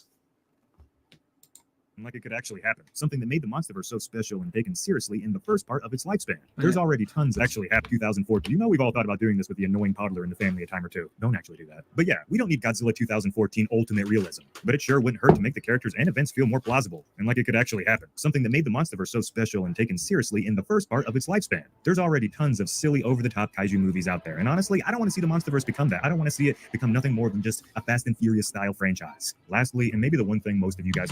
Again, like that just, it feels like everyone just uses the Fast and Furious as a reference for like a series that just kind of jumped the shark, but then without like going into the details to like why that's the case or how that became the case. Because a lot of people definitely can say that the Monsterverse is very much following the direction that the show films or even the Heisei films went. And given like what we see in the text, that's not far off. The problem is that a lot of people who say this don't want to say, well, based on what we saw in 2014, there was a certain direction that the universe was going in. It'd have been nice if the franchise had stayed in that direction. It might have been just as successful as what we got now if it was like it was dedicated to that direction, and then provide examples in that case. I would love DangerVille to explain what constitutes realism. It's probably in one of his other videos. Man, that's just the what happens when you're dealing with like any YouTuber, even myself. Like we all have like our own certain like ideas as to what we mean by a certain term. And then if we say it a lot of video, then we're just like, oh, just watch this video. That's where we explain it. Are going to agree with me on is that I want the Titans to be godlike again. You heard me before. I love the... Well, the Titans weren't godlike really in 2014. They were giant animals more in 2014. It was really King of the Monsters that had them be like the idea of the first gods, which again, depending on if you're a 2014 purist or not, is a departure from the original lore as well. So then like, it's not the Monsterverse has a problem and the fix it by going back to 2014. It's more, I want to pick and choose what I feel is best for the Monsterverse, which again, you're welcome to do that, but you've been kind of going all over the place with like what needs to be fixed. Just to ask them, are you going to open the stream up once you're done with the video? I might. I know it's like 1 a.m. right now, so depending on how much longer I go on, I may not. I might open up the stream to the Cinema Sins video after I go through it on Monday. But what I'll say for anyone who's been, if anyone's been waiting to come onto the stream to talk about things, and it hits like 2 hours for the stream, and I haven't opened it up yet, more than likely I'm probably not going to open it up because I just have to get to work tomorrow early. So there's that. And as much as like I would love to just keep going and talk about like things with people, I love doing stuff like that. I just know for myself, I'm probably maybe just gonna be really tired and I'm just gonna be kind of miserable at work. So in that case, just watch the stream another time, and I would still appreciate it if you give a like or comment then, if you don't get to come on now. But if you just want to watch the video, I also appreciate that as well. Again, it's you guys like watching these and continuing to watch them over and over afterwards that I appreciate.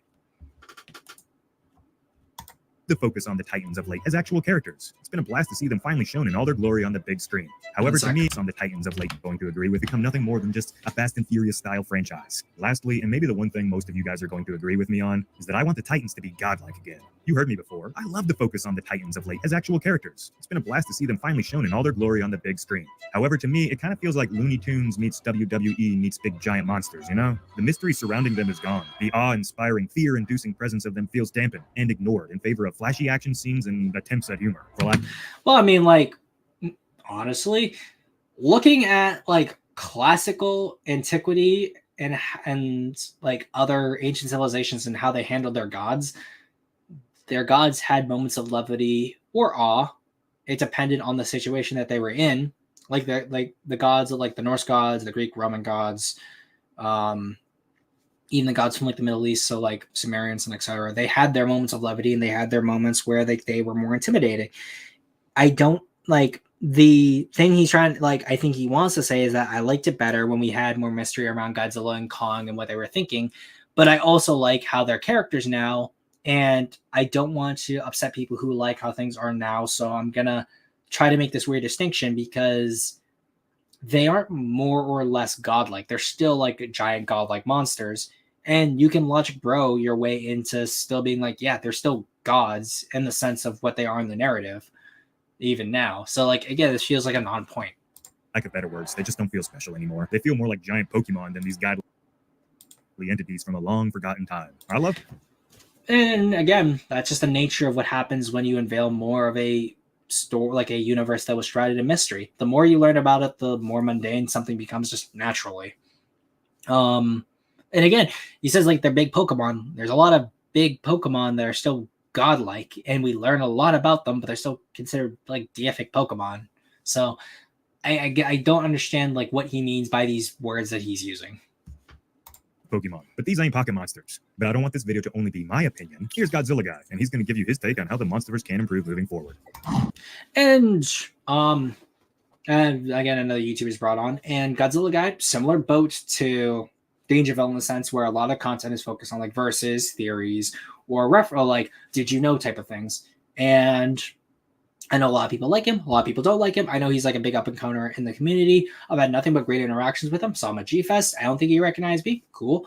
Nothing wrong with that. But like I have nothing wrong with him as a person either. I think that in terms of like pure reputation, I know he has a better reputation than DangerVille to a lot of people. So that is my preface for Godzilla Guy.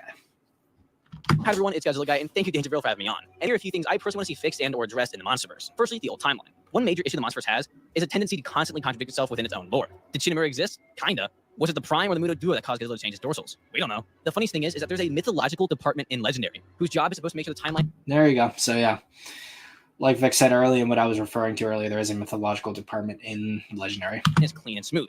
And well, they either just don't show up to work or they just don't care. Another thing with the old timeline, all they ever do in modern films is talk about the ancient battles, all the cool rivalries Godzilla had with other kaiju. But you know what they never do? Show them. All we get to see is poorly lit cave carvings and painting of said battles. All we want as fans is to see these flashbacks, even if it's just for a few seconds. Just telling us what happened is kind of a punch in the gut. Number two is also having better humans. The Monsterverse has suffered with good characters recently. I mean, Bernie, Eileen, and the group, they're okay. There's a reason why Bryan Cranston and both the Russells' performances are so well praised. People think kaiju films either have little kaiju screen time but good characters, or a lot of kaiju screen time but bad written characters, which is just wrong. You can have awesome action with good characters. It is possible. And on number three, getting some new kaiju. The Monsterverse has set up so many kaiju that they just never show, like Mokele Membe, Typhon, Binyup. Now, don't get me wrong. Ghidorah, Rodan, Mothra, and Mecha were super cool to see. But I think most fans want to see a new kaiju step up and challenge Godzilla. And I mean, you know, there's Shima, but come on, she wasn't really a threat to Godzilla. Bringing new kaiju on the table will only do good. We'll get new theories, new toys, new fan art, and of course, new debates. But yeah, that's just my opinions. So a lot was said, and like, I would say that honestly, it was better than what DangerVille himself was saying. The problem is that like the timeline was never like really consistent for the most part, honestly. Like there was contradictions from 2014 and Awakening to begin with. So there's that. Real quick. Even you show the flashback. Yeah, like I wouldn't mind seeing small flashbacks like AVP had. Even though a lot of people don't like AVP, but I love AVP. We can be the only two people who like AVP together.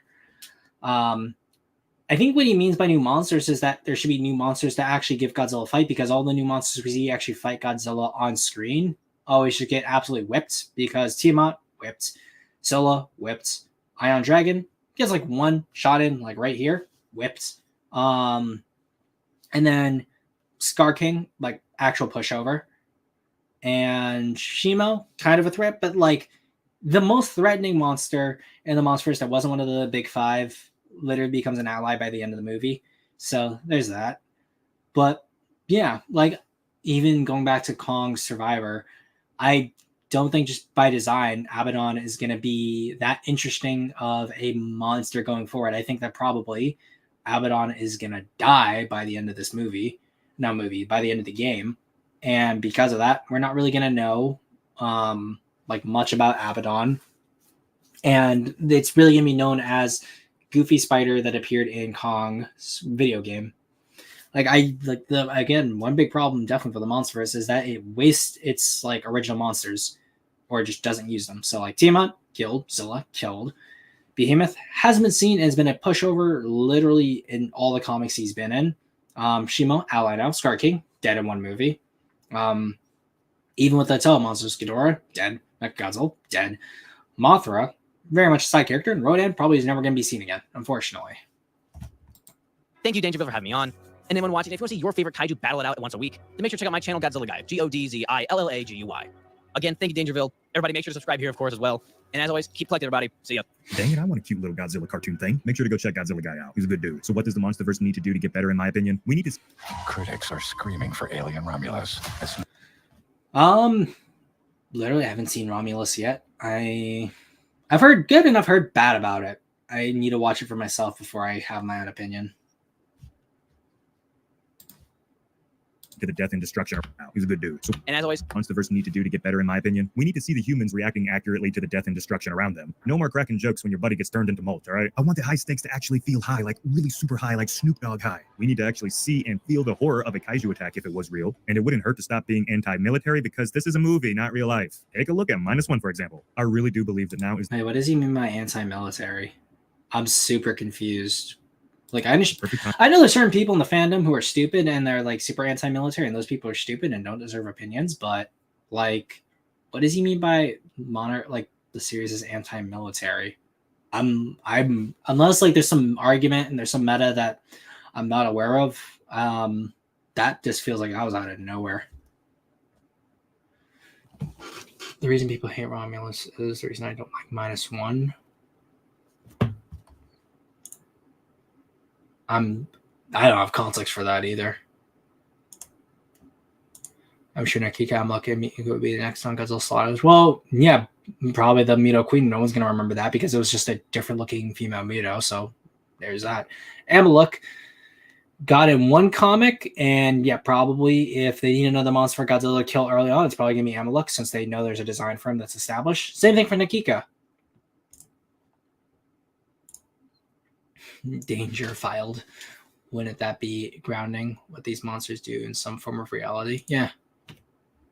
For the Monsterverse creators to take parts of the old movies, the new movies, and fuse them together into the ultimate kaiju movie. Use the best of both worlds. So if for whatever reason... Again, best of both worlds. The issue is that there's a lot of things that are incongruous with the new movies versus the old movies, and just vaguely saying, do what's good in the new movies and good in the old movies, and then we'll have something that can please everyone.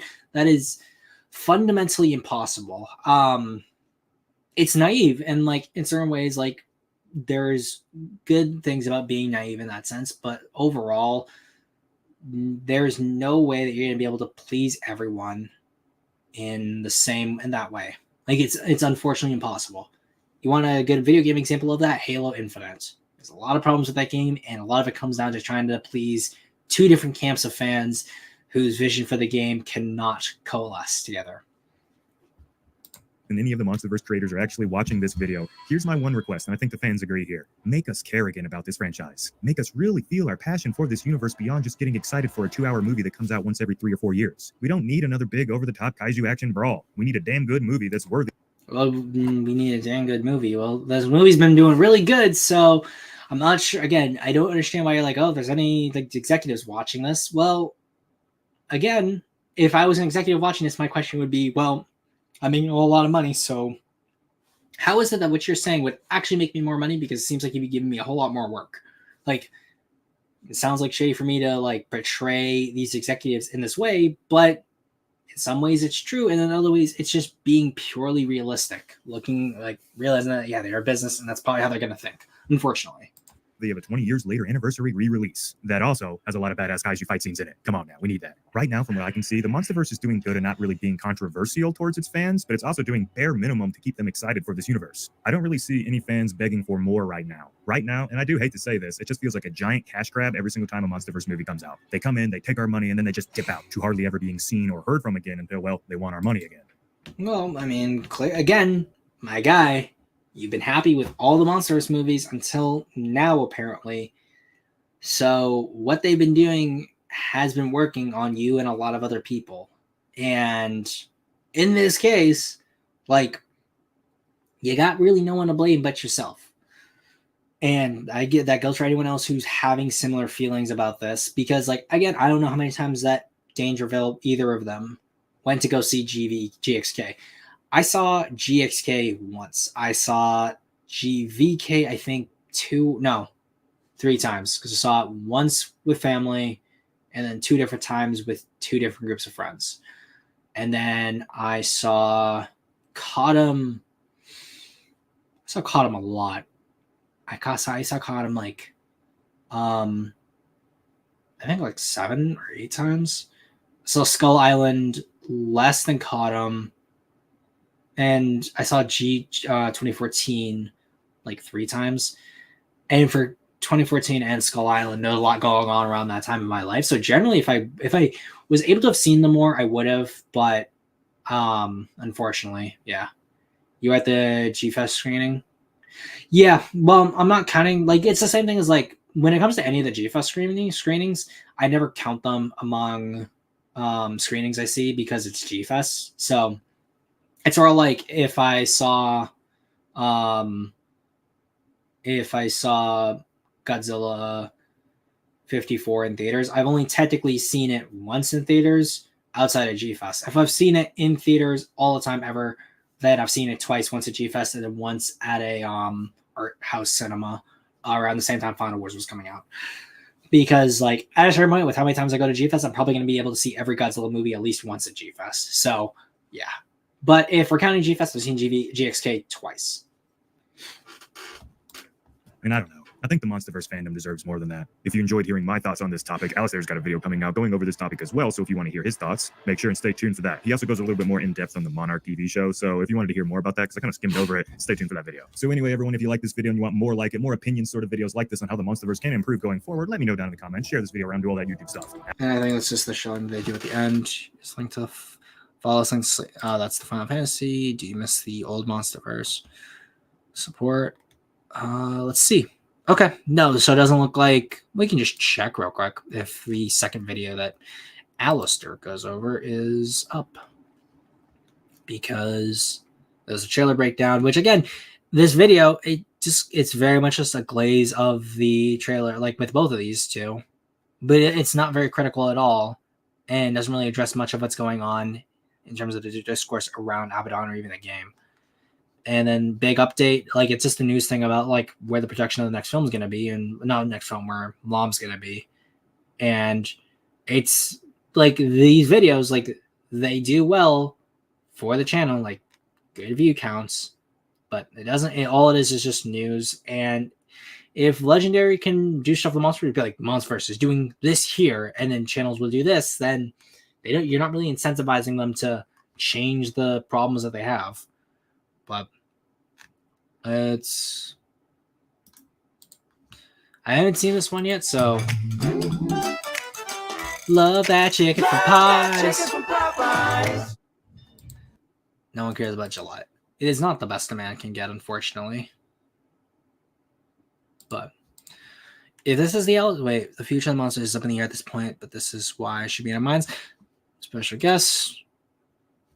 Everyone, and today, dang, do we have an interesting, I'd say, special video for you guys. So we have I guess a big, what would you call this? A meeting of 3 different kaiju-minded channels and people on the.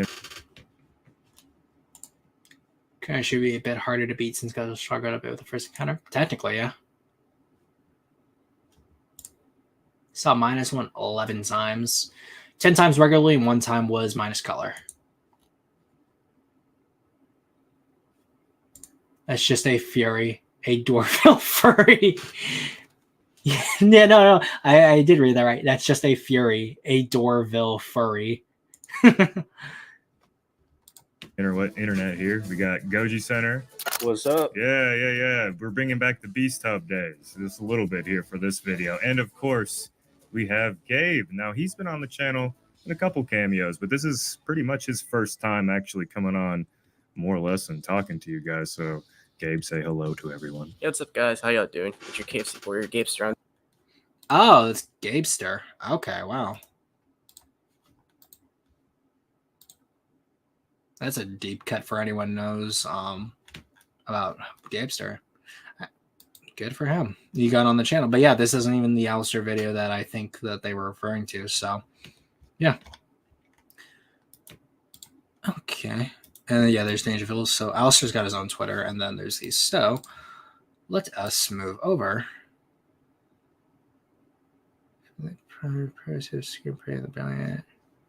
Oh yeah. This is the monster thing, the film thing that they were working on. I'm interested to see where that goes.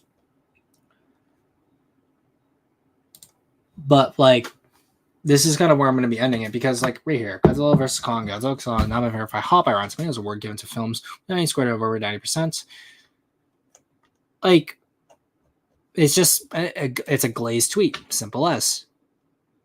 Please be live action again. What are your initial thoughts? Again, just simple like reception farming. Check out the reveal trailer. I'm pleasantly surprised by this. It looks really fun, and I love how it's placed us right in the heart of the Monsterverse. Like, going down here, what people love is playing as people, not the monster. The fact that this account actually responded to a DangerVille thing is crazy to me. People that want more depth than a monkey punch simulator. Like, you can have a monkey punch simulator and have depth. Like, that's the problem, is I don't think that, like, what they engage in discourse wise is like that super deep. And then when it thinks the game looks generally awful, it's a side scroll indie game. It's not that bad just because it's not a AAA game. Like, almost any other criticism is either super surface level or they are pretty on the defense train. Which character is this? Again, I don't think, and they can correct me if I'm wrong, but like, I've never really seen them do any hard hitting video, like comments on Twitter or YouTube, or even like YouTube videos that have a whole lot of criticism, like deep criticism towards any of these properties. Like, it's very much standard, oh, isn't this super cool? Let's hear your thoughts type of like comments on Twitter and YouTube. There's nothing wrong with that, because very much that is what drives a lot of reception and like content on YouTube and Twitter. And these guys clearly run a business, and that's to be expected. It's gonna be weird for people who are like, oh, we want the Monsterverse to change for these reasons, when very much you've profited off of the Monsterverse kind of just going the direction it's going and not really voicing too much criticism towards it, because that may come off as a certain way to certain of your viewers, and as a result, you may not get as many views. Simple as. Like, it just come for some, it may just come across as hypocritical or even insincere. And I'm not going to say that like what their thoughts are insincere or not true, but that is the reception people will come to. Simple as. But yeah, like I'm going through all these tweets. None of them are really anything that's like actually super like criticism-y or deep or anything beyond just I love these shocks. I'm like this is cool. This is awesome. What are your thoughts about this? And almost it's not even like I wouldn't call it toxic positivity. It's just vapid, I guess is the best word to describe it. And Goji Center in a similar boat. Again, I'm like some people have not had super negative reactions and interactions with these guys, but I understand why a lot of people don't like DangerVille because of many different reasons. Simple as. But even my good for sure. Half the fandom ships Godzilla Mothra always have, even for what? Now I'm just like looking at my comments and seeing what has been unleashed. You told how many times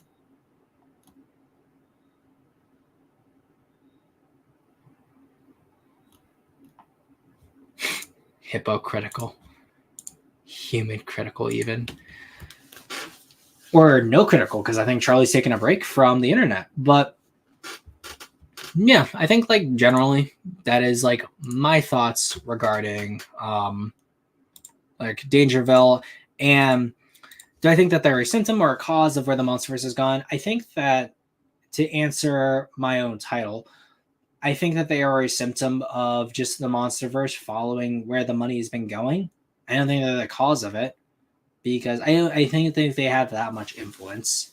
I think they do have influence where they are a channel that amplifies whatever direction the Monsterverse is going to go. If the Monsterverse changed direction, disavowed like all like the GVK, GXK era content, and just went completely back to 2014, I think that DangerVille would probably express a little bit of sadness at that because there are going to be fans of theirs that did like the content and want to feel like, oh, by us talking about it, it makes us feel like we're responsible content creators raising this question to the company as legendary.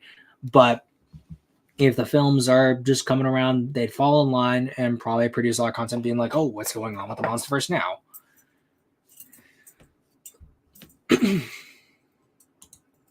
Zim, do you ship guide you?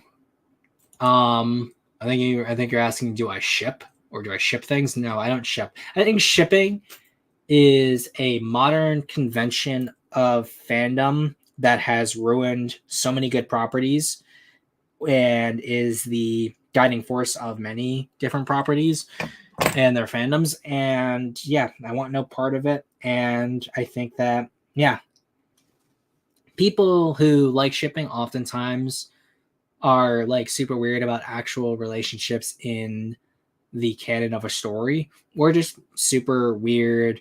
F29 says shipping is pornographic. It can be, and a lot of people who are super big on shipping also have like a big issue just consuming like porn of like whatever their favorite ship is, or like be super judgmental of like other people's ships or the canon relationships of characters. And it's weird. It's cringe in my opinion. And yeah, I think that there's nothing wrong with people who like writing fanfics about their favorite characters, because at least in that sense, it's a little bit more creative than just being like, oh my gosh, I just love this character with that character. And I want to say the fuck. But yeah, shipping is just weird. And I'm not like big in that sort of space. Like if I want to see character relationships, I just look at the character relationship that the creator is giving me, or I just write my own stuff and I explore the relationships I'm writing because that's productive. I think the Monsterverse should continue with well-rounded characters and grand monster adventures with more solid narratives and writing. Really like what GVK had and wanted more with improved writing. Yeah, again, like it works for certain people, it just doesn't work for a lot of us. As for where I would want, I obviously, if you haven't, you can watch that one stream we did where we talked about our own Monsterverse pitches. The Monsterverse pitch that I came to, it's not exactly like my ideal Monsterverse. Like what I would want a Monsterverse movie to be. I think that what I wanted to do, at least what I wanted to achieve with my story, was have an interesting story that I feel was able to steer the universe in a different direction, but also respected what came before, instead of being like, I hated what I didn't like, and now I'm going to burn it all down and start from scratch. Because I think that, like, if you are the writer or you're the creative in charge of steering something in a new direction, then it's going to take time. And I don't think that, like, I think a lot of people want to be like the trendsetter when they change something. Like, good example for modern day stuff, Force Awakens and Last Jedi. Last Jedi, such a divergent shift away from Force Awakens, that even though Last Skywalker is closer to Force Awakens, it feels like such a weird divergence back that there's like tonal whiplash between that trilogy. Whereas I would love that if the kind of perception that everyone wanted in the studio if I was taken on board to work on a project is we want to go in a darker direction, I would be like, here's what I can do in a story that's not darker direction. It is going in a darker direction. And then I'd hope the person after me can go darker. And then maybe there's enough departure 3 films in that we're still successful. We're still going. This second film after myself would then be the film that is the dark direction they're now looking for. Or whatever the films that come after me, we've gone in a new direction. We can see what those pitches are. Black Rainey's pitch is one of the best I've heard, though his Mechagodzilla Armada sounds like Rise of Skywalker Star Destroyer Armada.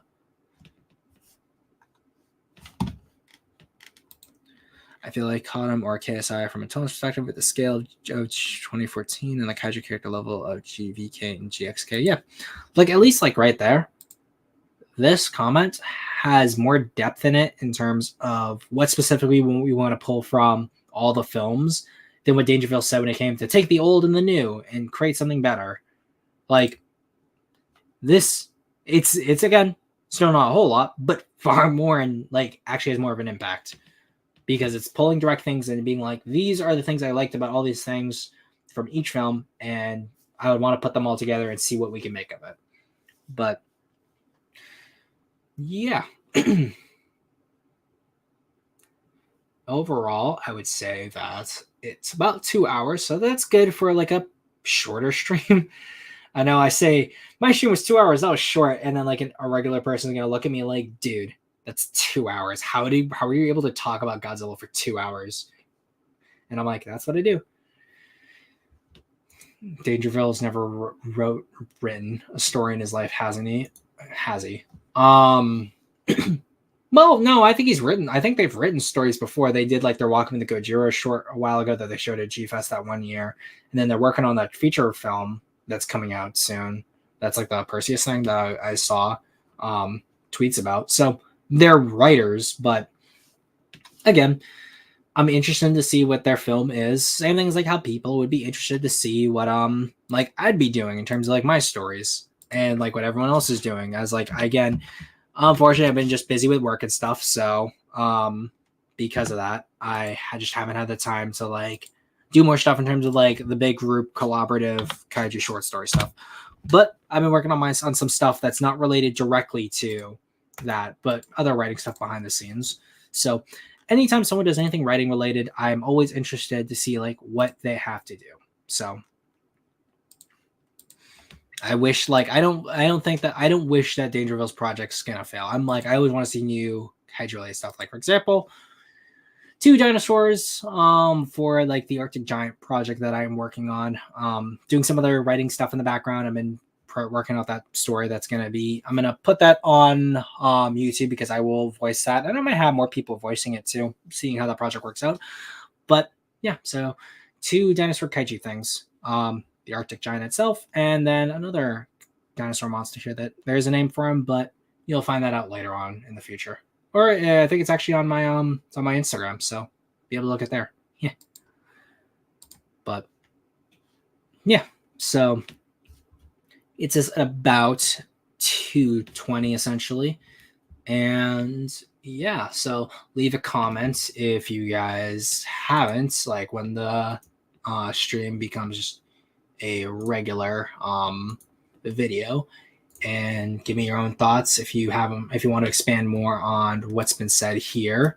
and tune in for Monday. I may be going out on Monday, so I may push the stream from like 6:30 to about 8.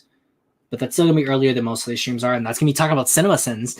And yeah, that's gonna be fresh. So all those reactions are gonna be the first time of me hearing what's gonna be coming out of those guys' mouths. So that's gonna be fun, isn't it? And then I'm gonna bring people on to talk about after the video comes out. I just put my Patreon in the description if you guys would be so willing to donate to that, even as little as $1 a month. That would help out a whole lot in terms of taking any kind of burden I have off my shoulders in terms of helping me focus more on the channel. And then you also get exclusive contents the more you donate in terms of the tiers you are. But you will definitely be getting a shout out if you are any tier of member. So I appreciate it nonetheless if you are willing to do that. But you guys mean the world to me. And I'm also going to put that here, as always. There's the Discord.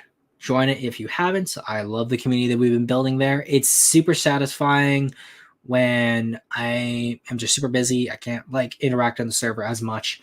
But I'll wake up the next morning, I'll check my Discord, and I see that there's been people talking in all the different rooms. And it's not because of me just starting conversations. It's just people having conversations in there. And I appreciate all like the things you guys talk about in there. I'm super happy that you guys are super responsible with how you conduct yourselves in the Discords and all of that. Like, keep building the community, invite other people in, and keep being awesome to each other. So that's all for tonight, guys. But you know how this ends. We all know how this ends. Semper Fi, motherfucker. Have a good one, guys. It's been a wonderful Zimcast, and I'll see you all next time.